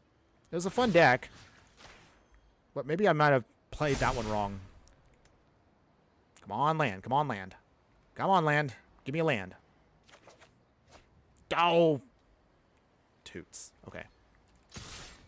It's okay. At least with this combo here, we can start drawing cards, which is nice. Nah, fam. My deck is building skills are null. I require leeching off of others who are smarter than I am. I mean, there's nothing wrong with that. Trust me, there's been many times, admittingly, I do make my own spicy brews, and I kind of try to work with just whatever I have. But again, don't feel bad that you're trying to meta deck your way out of things. There's nothing wrong with that. There really isn't. It's perfectly fine. Selesnya Signet. Well, okay. Well, not quite what I wanted to see. But, okay. I guess Hardened Scales. Put counters on Dusk Legion Duelist. So then it's now a 5/5. Ooh, Sheltered by Ghost is good too. Okay, so for now, no attacks. We're going to have to throw away something here. This is awkward. I guess Archangel Elspeth, since we can't get to her anyway. Small price to pay, but that's okay. Come on, deck. We need another land. Anything. The Signet is not horrible, but we need something to actually use it and tap it. Okay, so opponent has Vigilance now with Indestructible. We do have a Sheltered by Ghost, which does reset Kotis, which is good. We would like that as soon as we can get it down. Jeez, like my kingdom right now for one land. It's all I need. I was going to start stealing our stuff here, by the way. Okay. They have Hexproof until end of turn. Not too bad, I guess. We can just force them to reset it. Okay. Opponent steals. They stole a land from us. At least it wasn't 3 lands. So Night of Autumn. So if I'm guessing, our opponent's going to try to destroy our Hardened Scales. It's the most logical decision. Or they could pump up Well, no, they have to blow it up, yeah. Okay. It's fine. It's fine, everyone. We can still get there. See, so based on your feedback, I'd assume it's mostly safe to go ahead and craft. I mean, what's the worst thing that happens? It gets banned, and maybe, I guess you'd use the cards in another format? I guess in theory, that's probably your best option there. Especially doing Duelist. Get rid of Kotis. So now it has to go back to the command zone, so that buys us time. Come on, just give me a land. I need a land just to eventually get through this whole game plan here. We're so close to just slowly building up our stuff here. We just need literally lands. We're getting a little starved here. Come on, deck. Oh, come on. Wow. We really are dying over here. I mean, we're gaining life, but we're still not quite where we want to be at. Okay. If we don't get land next turn, we're going to have to throw in the Signet. At least this kind of helps us ramp, sort of. It's a clunky form of ramp, by the way, but it does work.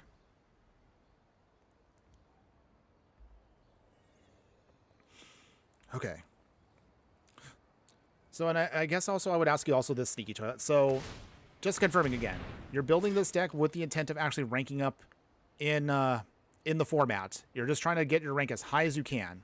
What rank are you at specifically right now? You said you mentioned it earlier, but I mean, like, what level? 1, 2, 3, or 4? Okay. Opponent's trying to pump up their card here. Okay. Anything else, opponents?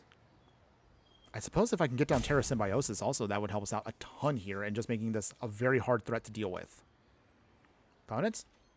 Nothing? Okay. Jeez, okay. Fine. We'll have to do it the hard way, everybody. Sledging the Signets. Dutch Legion Duelist. Alright, draw another card. There's a Swiftfoot Boots. We're just going to swing right now with Dust Legion Duelist. You're Diamond 2. Oh, wow. Okay. Well, you're really higher than I am. Although, granted, I haven't really been ranking up all that much, and our recent testing of other decks have been kind of killing our rank a little bit.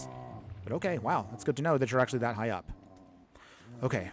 What goes away here? I guess Vivian's probably going to go. Would love to cast Vivian, but I think at this point, Terra Symbiosis might be the key piece here, or even Lumbering.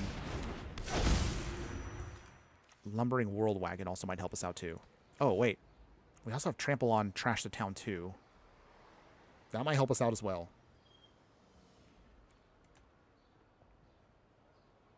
All depends on what our opponent does here. Cycling. They cycle away a disgusting Alchemy card, by the way. 3 cards opponent, and you have now only 1 mana open.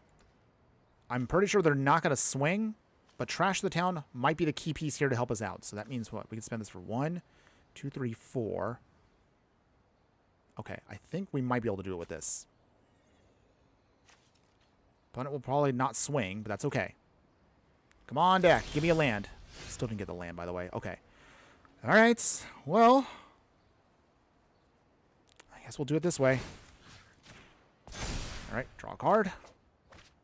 Okay, well, there's a land. Swinging here big. It's win or lose time now. All right, Trash the Town. Trample and counters. Wait, no.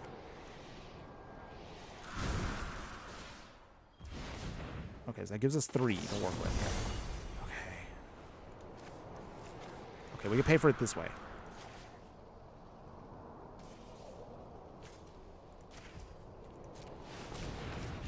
There we go. There we go. And there we did it, everybody. Woo! Oh, man. It took me a second. I'm like, wait, I had to do the math for a second, but we got the win there. All right. I don't know how we did it off of just literally 2 lands and a mana rock, but we did it. Again, not an exciting win, but hey, I'll take it. We honestly had no business winning that matchup. Like, literally, again, 2 lands and a mana rock. That's all we had. But we have made just enough counters on our creatures to simply just beat down our opponent there. Yeah. I'm pretty sure our opponent was salty about that one, though. Okay. Okay. Okay, Sneaky Toilet. I've been ranking with my Simulacrum deck, but I feel like it's getting too slow paced for much of what I'm seeing now. Okay. Well, I mean, trust me, like right now I've been struggling to find a good meta deck that I would like to play with, that I also have fun with, and also can help me rank up. Honestly, I'm not going to lie, I mostly just ported over. Once Mice got banned from Standard, mostly, I moved over to the Boros Mice deck that I have to Pioneer, and it's been getting pretty good results. I mean, when I grind out the deck, I mean, I can make it up to Diamond with it, but I just haven't been really trying that hard recently. But it is doable. It is definitely doable. We'll play the Shire first. So hang in there. If you're at Diamond 2, you're really close. And I know you can totally do it. Man, it's been so long since I myself have made it to Mythic. I feel like I never have enough time to actually do that, despite how many videos and stuff I do. I know, it's a little wild to say that, but... let's play Lush Portico. Surveil. Oh, there we go. We got to land. Okay, so we're getting our ramp going, Howard. That's good. We just need to get down a couple more key pieces. Blind Obedience. Okay. Artifacts and creatures your opponent control enter tapped. Is that going to be annoying for us? I guess we'll find out. Conclave Mentor. Not a big deal. We could still make it work. But what we need to do is we need to start making some either treasure tokens, or we just need a little bit more ramp. That's all we need now. Another white source would be perfect here, actually. Blind Obedience. Okay, they're warping. So they draw a card. And they warp it out. Warping is an interesting mechanic. I wanted to like it more, but... I don't know. It just feels like it kind of feels a little meh at times. Sky Knight Squire.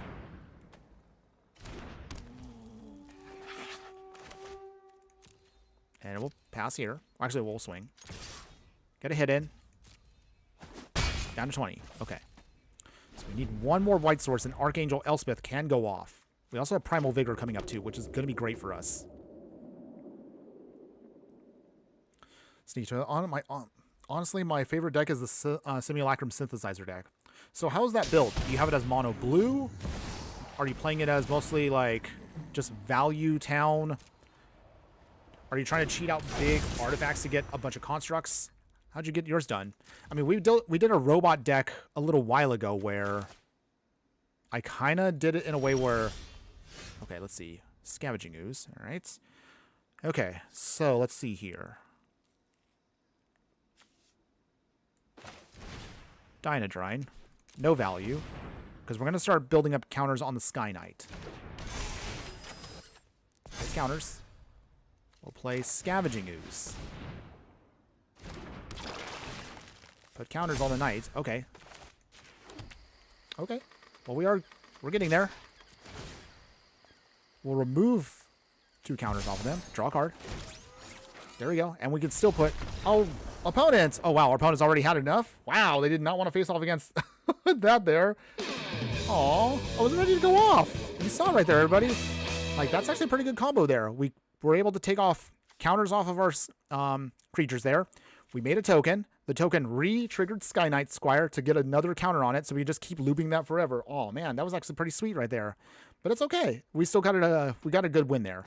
I was really worried that Xur was going to start doing disgusting things, but we got the win. I'll take it. I'll take that win. All right, here we go. Get another victory in for us. Getting our dailies done as always. And as always, a friendly reminder for everybody. For those of you that are watching that are not subscribed, why not today? Show me some love, everybody. If you are enjoying the content, whether you're watching live right now or if you're watching on the replay, please like, follow, and subscribe wherever you do watch the content so you don't miss on any of the gameplay, booster pack openings, deck techs, live streams like right now, and so much more. Support us, of course, on Patreon if you'd like to for only $3 a month. You can access all of our exclusive stuff on there. We're going to try to throw up, again, more exclusive, just random gameplay footage of decks that sometimes never make it to actual real gameplay footage or like deck techs. And of course, we'll throw up all of our deck tech replays there, so there'll be a giant archive of that stuff. And coming up soon, and we will talk about this coming up pretty quick, we'll definitely have some more exclusive stuff that's going to be a little bit beyond what I do here on Magic. So check that out coming up soon. Or at the very least, for absolutely nothing, for free, just join the Discord and we can have discussions there, throw up your deck lists, chat about whatever you want there. We can have a lot of fun there. Any and all ways you support me, I appreciate. And of course, that helps keep this channel going. All those links, of course, will be in the details of this live stream once we're done. Okay, there we go. Got all my shilling out of the way, everybody. Veteran champion. The opponent is playing... okay. Yacht King of the Dwarves. Huh. Okay, so it's an equipment deck. It's Boros equipment. That'll be interesting. Let's do it this way. We'll play the Shire. We can get Incubation Druid, Gallic Greeters, Arbor. Okay. Ooh, Robon. Okay. This might be scary if they already have what I think they have in hand, but we'll see if we can get through this. Let's play...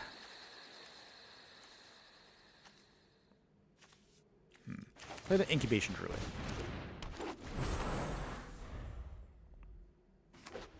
Okay. Opponent. Plus, no, they do have the hammer. All right. So our goal now is we have to find a way to get rid of the hammer or keep creatures off the field so they don't start swinging with the hammer. Joy. Anything else, opponents? No. All right. Looks like they got the dream hand. We're going to lose here pretty quick if we don't have an answer. Voice of the Blessed. That doesn't really help us out here. All right. Gallic Greeters. We're just now looking for chump blockers at this point. Prismatic Vista. Sacrifice the Prismatic Vista. We'll get in a Plains. Turns on our Hushwood Verge. Sneaky Toilet. Blue-white using the United Battlefront to build many big tokens. And Moonlight Meditation is one of the strongest additions to the new set in my opinion. I can versus you with it. Probably when we do viewer battles. Oh, don't worry. We will definitely be doing that soon. Viewer battles, I forgot everybody. And again, we'll talk about this a little bit more at the end of the stream. Viewer battles are coming... Hold on. Viewer battles will be coming back next, not this Friday, but next Friday. We're talking, I think the 29th is what we're shooting for our viewer battles. So that's coming up soon, everybody. Hang in there. They are definitely coming. And I'm really excited for this one. Volatile Vaults. Okay. Voice of the Blessed. I'm not sure if we're going to survive this one, but we're going to try, everybody. All right. Dig out a land. We'll get out... So we'll get another piece here. So at this point, it's literally just me just surviving as hard as I can. Colossus Hammer without removal right now is nearly impossible for us to stop. We're going to try. We will try. Okay. Block Robon. Oh, they have the Evercleave. All right. All right, fine, opponents. You win. They got us with the sneaky play there. For those of you that are interested, we did put together our own Mardu Knights equipment deck that we did play about a month and some ago on Arena. So check that out if you do like that. Unfortunately, though, one's Boros equipment deck got the better of us. Well, they had a good hand, so can't hate on that. Equipment is one of the harder deck archetypes to build around because it can be very clunky at times. Okay. Keep it going, everybody. We're not giving up. We still have a little bit of time left in the stream, so we're going to see if we can try to get some more legit wins with this deck. But overall, how are you feeling about the deck overall, everybody? Like it? Dislike it? We'll talk about, of course, more of that once we get to the end of the stream. But until then, let's see if we can do this. So we'll start off with the Escape Tunnel and pass here. Escape Tunnel gets us the green source, which we need for Incubation Druid, and we can start going off with that. Tiny Bones, all right. Opponent is playing it low to the ground, and they're going to try to start stealing our stuff here. Tiny Bones also has Death Touch, which is going to be very annoying to get around, but it's not impossible. Demolition Field, all right. Plains. We will play our Incubation Druid. So we need this to survive so we can just start ramping like crazy.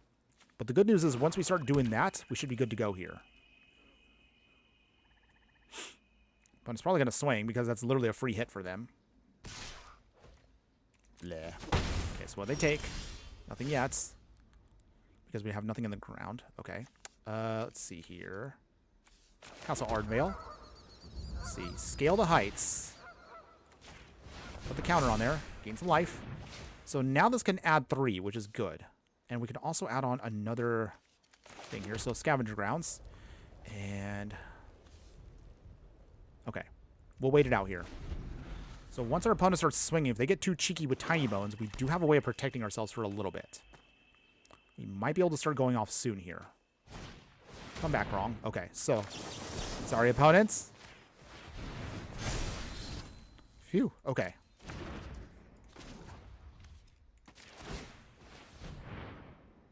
Wait, hold on. Can't do this yet. So opponent's going to swing. Come back wrong doesn't do anything. Okay. Restoration Magic is nice too. Okay, so... Demolition Field. Dyadrine for 0. Because we just want to make sure we can start doing our thing here. No attacks yet. We want to make sure we have enough where we can start pumping up everything nice and easy here. Juggernaut. Okay. So start attacking next turn no matter what. Okay, so let's see. Ooh, Aerith is actually pretty good here too. So first off though, we'll play Exemplar of Light. Right, and then swing here. Cut, cut. Make a token. Does our opponent block? They do.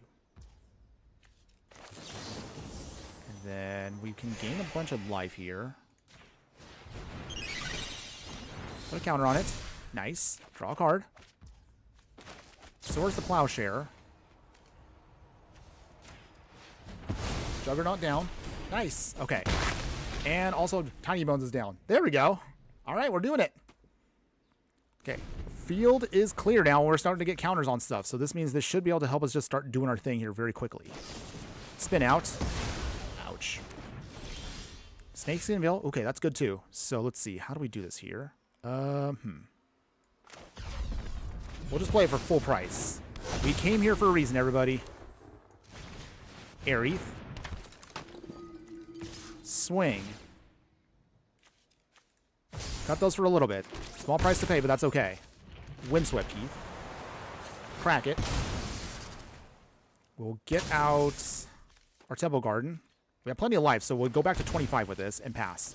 So the way we'll do this here is Snakeskin Veil, put back on Incubation Druid to get us a ton of mana back, and then we can use Trash the Town here to get a ton of extra cards and also a lot of extra value. Okay, opponents. Anything else? Shieldred. Ooh, okay. Scary hit there, but not impossible to get around. We can still make some stuff here work. Okay, so here's how we do this here. First off...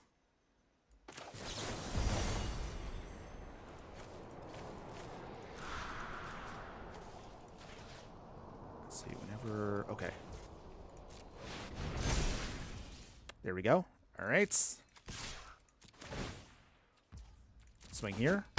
Get some life back. Put some counters on stuff. Draw some cards. That does unfortunately affect Shieldred here, but that's again a small price to pay. All things considered. And we pass. Okay. But we can still draw a ton and gain life with Great Henge, so I think we'll be okay. Okay, Scrawling Crawler. So have you seen how well Moonlit pairs with Simulacrum Synthesizer? I actually have not. I had to look at that myself in a little bit. I do love the card. I just wish I can actually get at least a single copy for one of my decks. Just because, again, it's so stupidly expensive. Like, I think it's right now a $50, $60 card. That's just insane, by the way. But yeah, I have to look into that. And I can proc the Moonlit using my Carrot Case, which is a huge for a 2-mana investment. That's actually a really good investment, by the way. Really, really good. Oh, let's get back to the match real quick. Okay, so opponent's going to try to force us to start drawing more cards here. So that's small, but that's okay. We can gain that life back no problem. All right, Great Henge. There we go. This triggers off Aerith. Play the Luminarch Aspirants. There we go. Draw another card. Unfortunately, though, that does ping us a bit, but then again, we're gaining enough life back where this shouldn't be a problem for us. Harden Scales. And then put a counter on the Sunborn. Swing with just the Sunborn. All right. And then we'll remove some counters. So we remove one here, and we remove one from Aerith. Draw another card. Make a ton of tokens. Down to 20. We get all that life back, no problem. And the Shire comes down. All right. We're doing it. We're going super wide here. So as long as our opponent does not have a Wrath, I think we might be able to close this out in the next turn or so. Okay, 24 down to 19 on our side here. Opponent, do you have any other answers? And then Great Henge provides literally for us free life gain, which can trigger off all of our creatures here to get even more counters. It's working. It's working. Do you have an answer, opponents? As long as we keep Dyadrine on the field. Siphon Fuel. Oh, wow. Okay. Sorry, opponents. Aerith lives. I had to say that. All right. And there we go, everybody. Our opponent has had enough. Too much life gain, too many counters. We got them. All right. Yeah. So there you go, everybody. I think that was a good match. We'll probably highlight this one in the future. That was a really good example of how we can really pop off with the deck once it goes crazy. We didn't care that our opponent was going to drain us out there. We had enough life gain and card draw where it didn't matter. So I'll take that one. That one's definitely going to be on the highlights for a future clip. So there we go. When finally, we actually got a really good idea of like how you want the deck to go off. I'm happy about that one. I can see, what is it? There's another person over on, what is it? Instagram there? What is it? Squealo Boy joining us over there. Even if you don't say don't say hi to us, that's perfectly fine. I see you over there. How you doing, my fire friend? Hopefully you're having a wonderful day wherever you're at. Yep. GG. All right. So yeah. Finally get a nice, good example of how the deck is meant to run. Although I could say maybe I probably want to add in maybe a little bit more ramp for the next iteration. If I was to redo this deck again, small spoiler now, I probably would add in a little bit more ramp, just so that way we could speed up the process a bit. Fortunately, in these colors, you have no shortage of ramp options. It's all about just trying to make sure you get the right ramp. Ooh, for example, like Nissa here is probably something maybe I should have considered as an alternate Planeswalker versus maybe like Basri Cat or maybe even Vivian. I don't know. We'll talk about that a little bit more in a bit. Speaking of ramp, okay, this is actually a pretty good hand for us. We can actually ramp with this pretty quickly. Okay, so we got Command Tower, Brushland. Okay. Opponent here's going to try to go off with Nissa here. Let's see if we can get around that. Command Tower. Okay, Ouroboros will be amazing once that goes off. We can get this out by turn 3. That'll be sweet. Opponent is going to be mono green. We faced off a lot of green decks today. But we'll see if we can still find a way to get around them. Okay, Arcane Signets. And pass. Alright, so Ouroboros. This will start going out of control quick if our opponent does not have an answer. So we can definitely start getting really, really gnarly here. Opponent, you have an answer for this little guy? Because he's going to get bigger and bigger. This card, I think, is so good. Oh, opponents. Okay. Well, game on. Game on. Okay, so we need an answer to that fast. But at the same time, we also want to make sure we can get our plan going as well. All right, so with that, Signet. All right, no attacks yet. So this is literally going to be an arms race. Who can speed up their clock faster, us or our opponents? Thankfully, though, we do have an easy way of building up a ton of counters on stuff. Opponent's going to try to ramp here.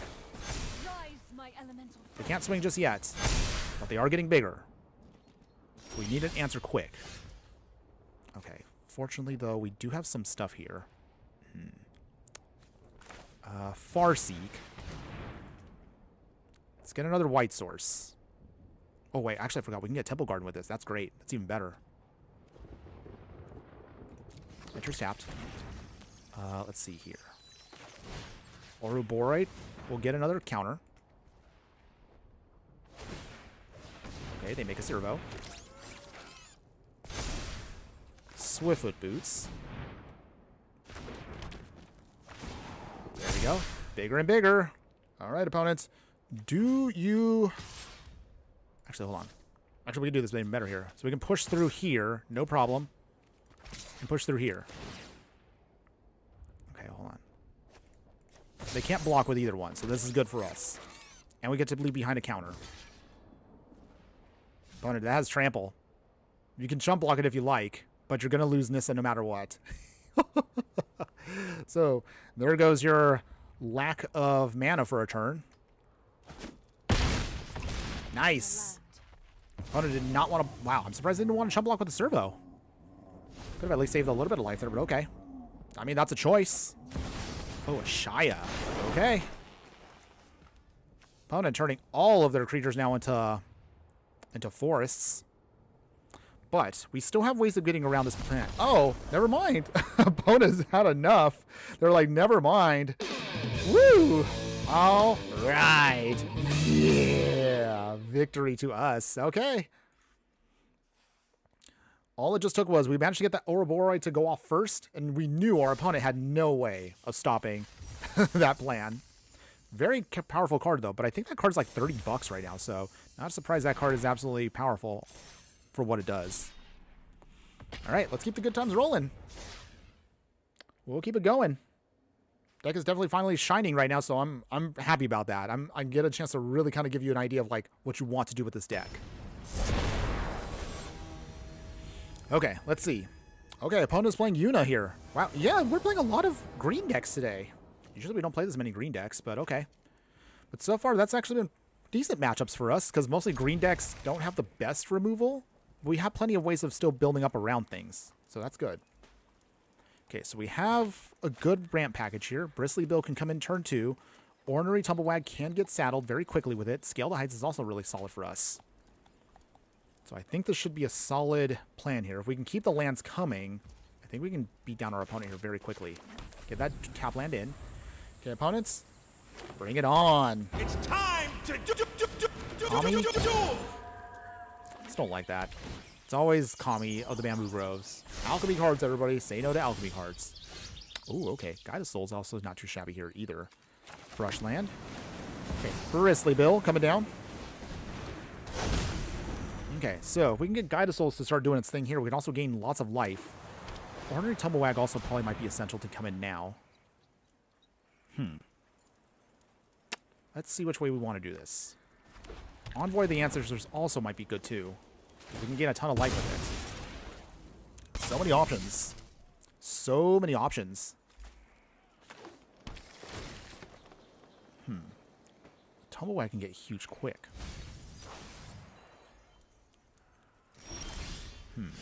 How do we want to do this? I think Dyadrine comes in now. We'll hurt ourselves for a moment here, but that's okay. Got counters on it. The Seiju. Put a counter on Bristly Bill. We swing with the Bill. Sacrifice 2 counters. Draw a card. Okay. So now we can start building up a nice consistent round of counters here, and we should be good to go. It's a test enchantment. Ooh, okay. They got their card draw engine going. All right. Well, let's see. Source of Plowshare. All right. Annoying, but not the worst. We can redeploy it just fine. Okay, so for now, I think Ordinary Tumblewag. Okay. We can on Bill. Actually, hold on. We're not saddling. Let's see. How's... Okay. Station. Station. Put a counter on Bill here. We swing. There we go. We can start doing some damage quick here. This actually will not take too long to station up. If we can get a couple more creatures out, I think we might be able to do it here. Okay, opponent has Yuna going. Now they have an ossification in there. Boo. Alright, so Bill... Dang, he goes. Small price to pay. Oh, there we go. Nice. Okay, so we actually do have an answer here. So with that, let's see how we do this here. Guide of Souls coming back. Requisition Raid. We will destroy an enchantment. Oh, this actually kind of doesn't help us out here because it just keeps coming back. Ugh, that's annoying. So that means we would have to exile all of their stuff here.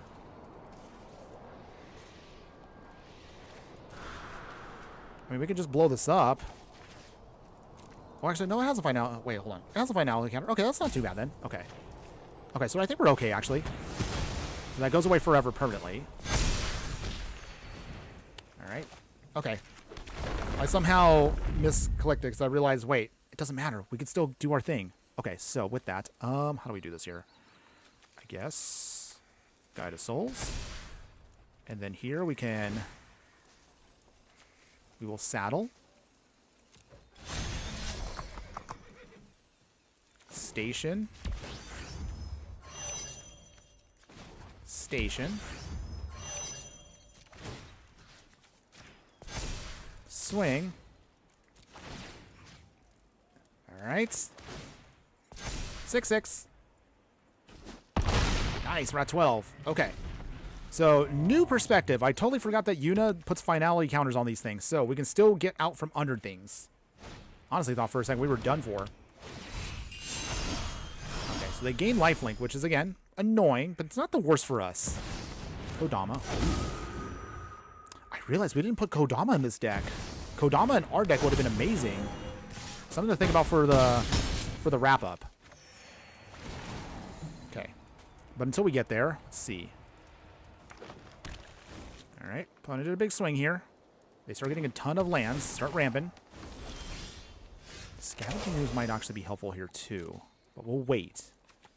Let's see, how do we do this here? Get lifelink on ourselves, that's actually good. And then Scavenging Ooze. Gain another energy. Let's station this. Okay, so this is now turned on, so now we can do our thing with it if we want to.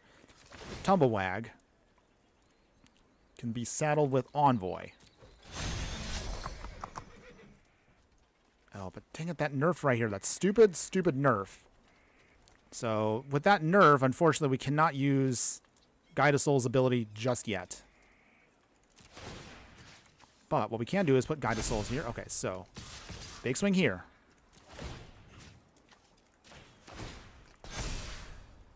It's okay. We can still do this. Our opponent has to block. Don't block. Okay, well, I mean, they're down to 3. But we get a ton of life back, so this is actually pretty nice for us. Okay. Archangel Elspeth might help us finish off our opponent here. And after this, looking at the clock right now, because I do have to take care of some stuff, and I'm still on a tight time frame here, but that's okay. Might get one more game in after this. Ooh, Tumblewag goes bye-bye. Small price to pay, but that's not horrible for us. We still have ways of getting around this game plan here. Witch's Enchanter. They blow up our robots. Opponents. They swing. Getting cheeky. No blocks. We have plenty of life. What's the energy do? Is it like mana? Okay, so... Oh, I'm glad you asked that. So, energy is kind of like a mechanic from an older set. It was from the Kaladesh set, and it came back for Modern Horizons 3. The whole point of this mechanic is just simply put... Oh, actually we can blow up this if we want to. But the whole point of the mechanic is it provides for you a different type of resource you can use to then pay for other things. A lot of players don't like it. I like energy, but the whole mechanic I can understand feels like the 6th or 7th type of mana resource. So I can guess that some people hated it because it just felt like it was a little unfair for what you can do. Okay. How do we do this here? I think Archangel's Elspeth. Coming down. We tick down on... Let's see. What do we want this on? Guess Guide of Souls? Outlast. Okay. And then swing here. Opponents. Do you block with Kodama? They do. Okay. Kodama down. Go up to 31. We will lose Archangel Elspeth next turn, but that's a small price to pay. Nothing we need to worry about there. Summoner's Grimoire. Huh. I don't remember this from Final Fantasy set, but okay. Interesting. Moonblaze Cleric. Okay, so they're going to try to get probably, I'm guessing, one more spot removal out of their deck to stop this game plan. They have to. Summon Bahamut. Yeah, they do. Okay. Wait, do they have enough to summon to do that card here? Guess we'll find out here. They're up to 11. Passive fortification. Okay, so tick up. Gain some life. We have enough energy now where we can actually fly over their things.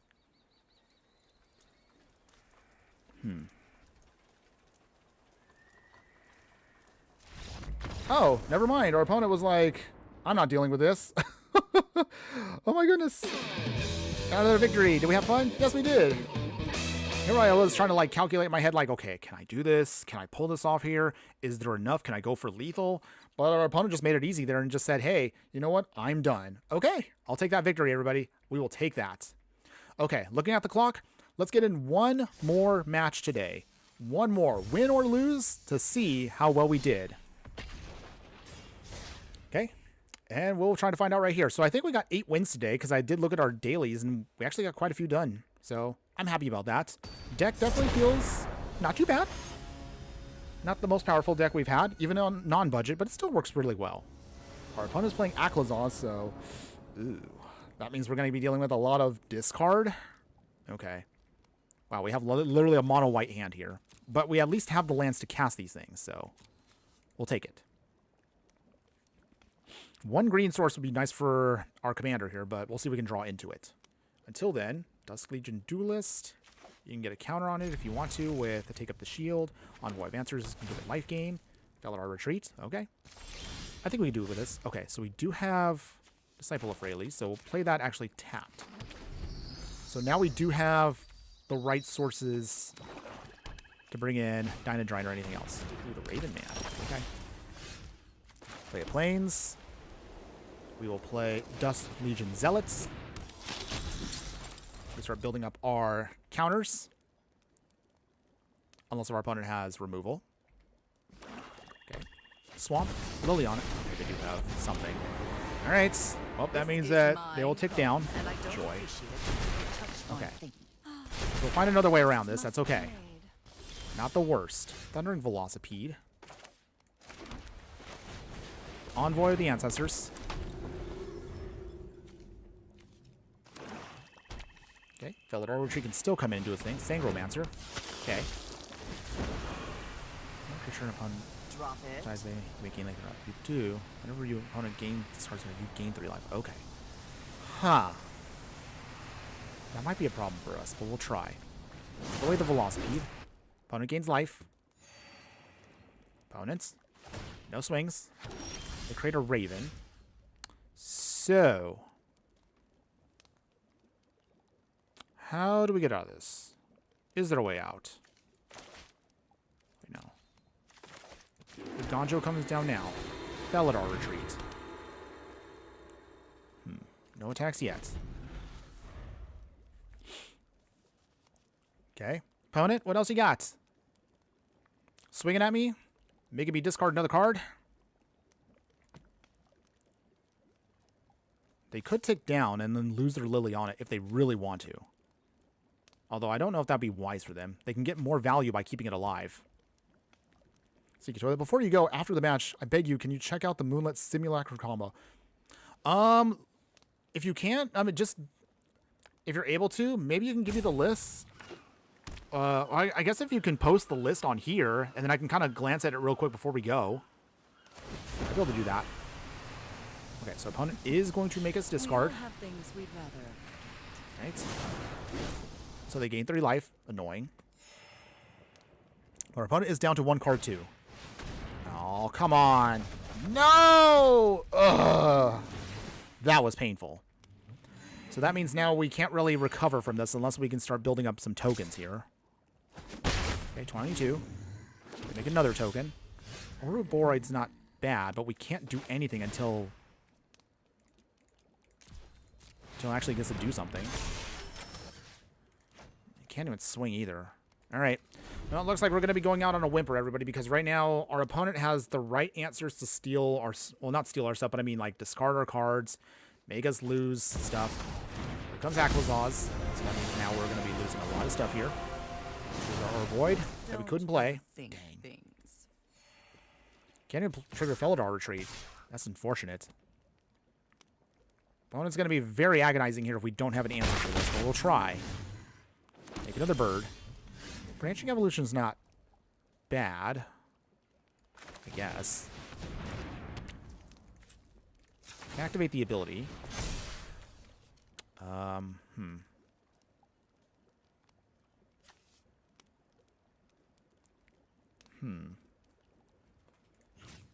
Swing here. No taking off counters. Ooh, opponent does block. Do they block with another creature, though? Probably be the Sangromancer, which guarantees at least they get one creature to survive. Oh, interesting. They actually did want it dead. They flip it into a land, I'm guessing? Yep. Huh. Okay. Not what I was expecting, opponent, but okay. Okay, they transformed it, but it's tapped still. So they can't block with it anyway for a turn. Does their opponent tick up or tick down? Oh, jeez. If we just can get at least one creature to go off here, then we can at least somewhat fight back. Opponent's going to keep swinging with their crows. I mean, they're birds, but they're crows. Let's be real. So wait, hold on. They're not crows. Wait, I'm dumb. They're ravens. I mean, hello. It's the Raven Man. Okay, got a land. Put a cat beast out there. We swing. Trigger ability does not trigger. That's okay. Okay, Liliana is down. Knew this was wasting Okay. time. That's a choice. So, Urgoros, the empty one. Just kind of. Or discard. Okay, so we have to discard cards. And if we can, they draw a card. So they draw a card. It's a slugfest. Alright, requisition raid. Okay, well that's not horrible, but it's still not ideal. So we can just put counters on everything. It's literally all we can do.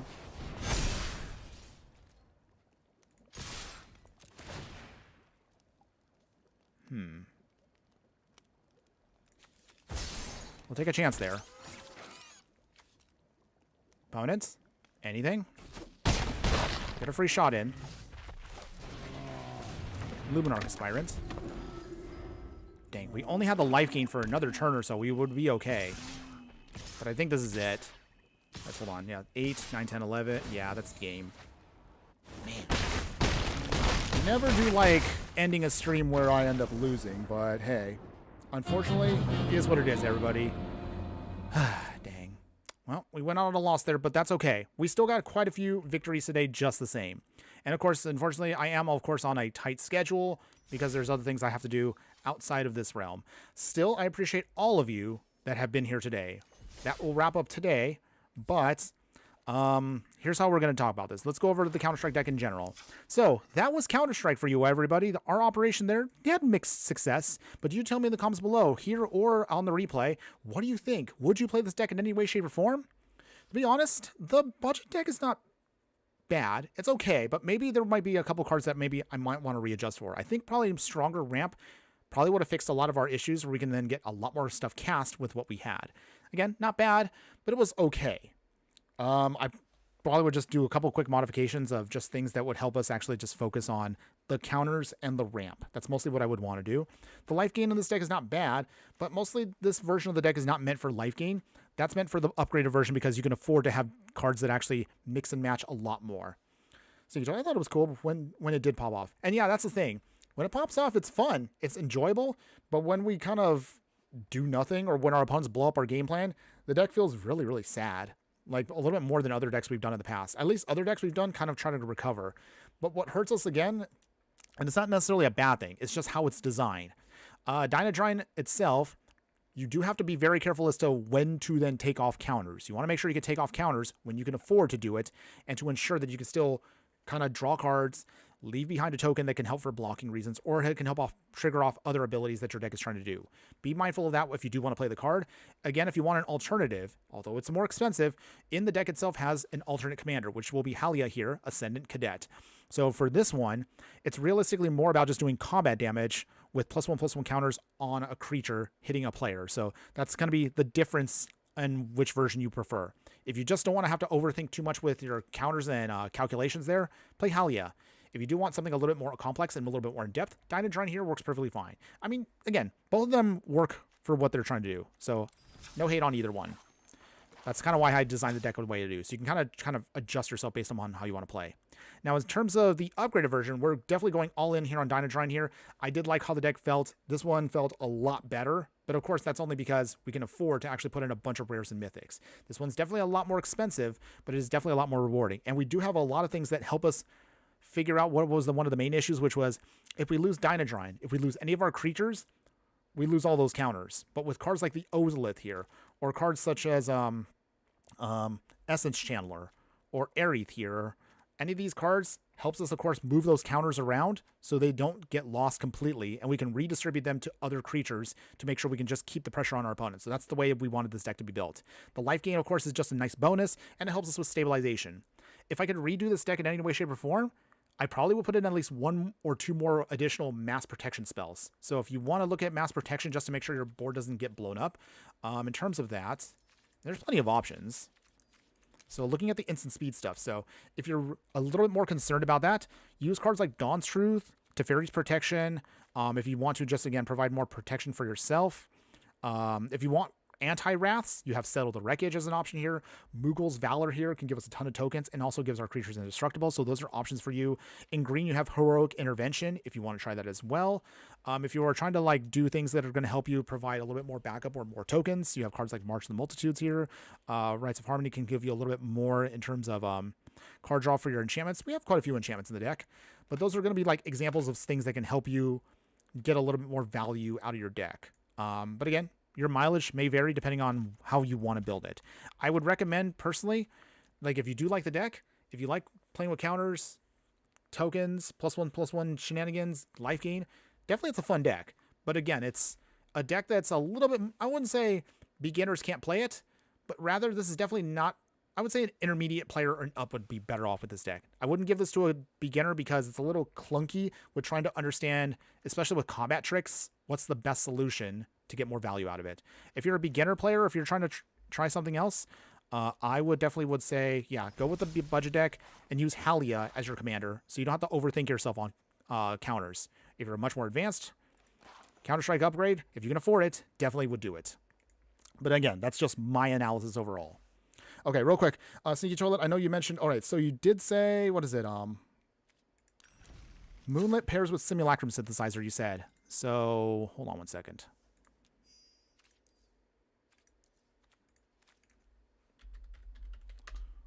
Wait, hold on. I can't spell. Okay, so this is what you were talking about. Moonlit Meditation here, everybody. So, enchanted artifact or creature we control. First time you would create one or more tokens this turn. You may create that many tokens that are copies of the enchanted permanent. Okay, I see what you're trying to do here. We actually probably should play with this card at some point. It does seem like it's absolutely hilarious if you get it to go off. So, and then what our friend here has been trying to say is, hold on. I cannot spell sin. I can't spell. Okay, I know what card I'm looking for, though, so let's do it this way. So for those that are kind of scratching their heads going, what is going on here? Here's what we're trying to do. So what our friend here, Sneaky Toilet, was trying to explain is, yes, Simulacrum Synthesizer. I love this card. When it enters, scry 2. Anytime another artifact you control with a mana value of 3 or greater enters, you get to create a 0/0 construct token that gets +1/+1 for each artifact we control. So this can get insanely powerful with enough artifacts out. But with Moonlit Meditation here, from Edge of Eternities, enchant the Simulacrum Synthesizer. And then every time we would create 1 or more tokens this turn, create instead that many tokens that are copies of the permanent. So with Simulacrum Synthesizer copies here, this deck can go insanely strong and insanely powerful literally out of nowhere. This sounds absolutely bananas based on just those 2 cards. We'll look at possibly doing maybe a deck like this coming up, maybe in the next couple weeks on a live stream. Probably in September, because the final week we're going to go over in August here. I do have specific plans, but which we'll talk about in just a second. So this will be something we're gonna put a pin in this, and we'll talk about this a little bit later on. I have some ideas that maybe I can play around with this. But thanks for bringing that up, Sneaky Toilet. I appreciate that a lot. Now, before we go tonight, Just remember, again, those of you who have made it this far into the video and you're still watching at this point, thank you so much, everybody. You are my true fire friends, and because of that, we're going to give you a little idea as to what's to come in the upcoming week. So here's the thing. So this little fireball's birthday is going to be on the 28th, coming up in next Thursday. So 9 days away from, wait, is it 8 days, 9 days? I can't count, by the way. Numbers are hard. But yes, my birthday is going to be on August 28th coming up. So next week, I'll be taking a small little break from Magic content for a bit. I'm just going to get my head clear. Next couple days, myself and Mrs. Inferno, we're going to be just hitting the road for a couple of days. We're going to be hitting some fun things that I've been wanting to do for a little while. Just kind of I don't know how to say this. We're mostly just trying to get ourselves back in touch with just reality out there. I guess you could say this is our touch our grass kind of moment, if you will. But seriously, just going to head out for a couple days. So next week is mostly going to be just a lot of small content. We'll be doing mostly shorts. We'll be doing some highlights of upcoming key matches that we've had throughout some of our live streams. So those will be mostly our shorts. We'll probably crack maybe 1 or 2 more boosters. We'll only have 1 live stream next week, but it is going to be the player live stream on the 29th. So the time will be, again, I'll see if I can try to push it out early, but most likely it's going to be probably around this time if we can. So it'll be, again, August 29th. We're looking at 1 p.m. Pacific Standard Time. If I could push it out earlier, I will try. I will try to keep it running maybe a little bit past the 2-hour mark that we usually do, just so we have enough time for everyone that wants to participate to join me. You are welcome to play with any deck you'd like against me. It doesn't matter what your budget is. Take me on however you want. And I will have, of course, a couple of fun decks for that. Some of them I have yet to actually reveal, so those might be some fun surprises. And we'll play some of the decks that are my favorites across Arena. But that'll be that. As far as any other things that are popping up next week, we actually will not have a deck tech next week, just because, again, I'm just going to be focusing on just trying to, decompress a bit from content and from life, just to have a little bit of fun. So we'll be doing that. But I do have one small little trailer. I'm sorry, hold on one second. Sorry, I thought I heard something outside. I thought someone was knocking on the door. But yes, so next week we'll be having a fun little trailer of something that I've been wanting to do for months now, and that'll be a nice little teaser as to what's to come for other additional content beyond just deck techs and live streams. But don't worry, stay tuned for that one. That should be debuting Monday, so that'll be a thing that hopefully you guys will enjoy. That not going to be a super long video, just a cute little trailer as to what I want to plan to do for the future. But that's it for today, everybody. We're going to be doing this again on Friday. So our next live stream will be Friday, and we'll be doing this deck right here, Blue Poison. So we have a Poison deck built around one card that I really was excited to build around. It's a budget deck, of course, in the Pioneer format, but we'll be doing it utilizing Virulent Silencer. We'll talk about this deck a little bit more when that time comes in 2 days. So stick around for that one. That'll be our next live stream, everybody. I know this set has been very artifact heavy for us, but I enjoy artifacts. So hopefully you guys aren't too bored of artifacts, but I can't help it. It's just what comes with this set. But that's going to be coming up soon, everybody. Until then, enjoy the rest of your Wednesday, everybody. Have fun for the rest of the week. We'll have a chance to have more fun again Friday afternoon. It's going to be the same time, 1 in the afternoon. We'll get a chance to do this again really soon. But before we go, as always, final shout out again, Sneaky Toilet. Thanks again for hanging out there in the chat today. You've been my all-star today. I know Dense Planet, you did pop in for a little bit, but I know on your side it's a little bit late. So if you fell asleep or if you're out of the way, I do apologize for that. But thanks again, still popping by just the same. Squealo Boy over on Instagram there, I do see you. Shout out to you as well. I know you popped in a little bit later on. I know you didn't really say much, but I still appreciate you just the same. Anybody else that's been watching me across any of the other socials that I don't see your name on, again, sorry about that, but I still appreciate your support just by watching wherever you have watched the content. Otherwise, one more time, have a wonderful afternoon, everybody. We'll get a chance to do this again Friday afternoon. But until then, as always, before we go, just remember that no matter what you do play in the game of life, always be sure to burn bright. We'll see you again Friday, everybody. Later.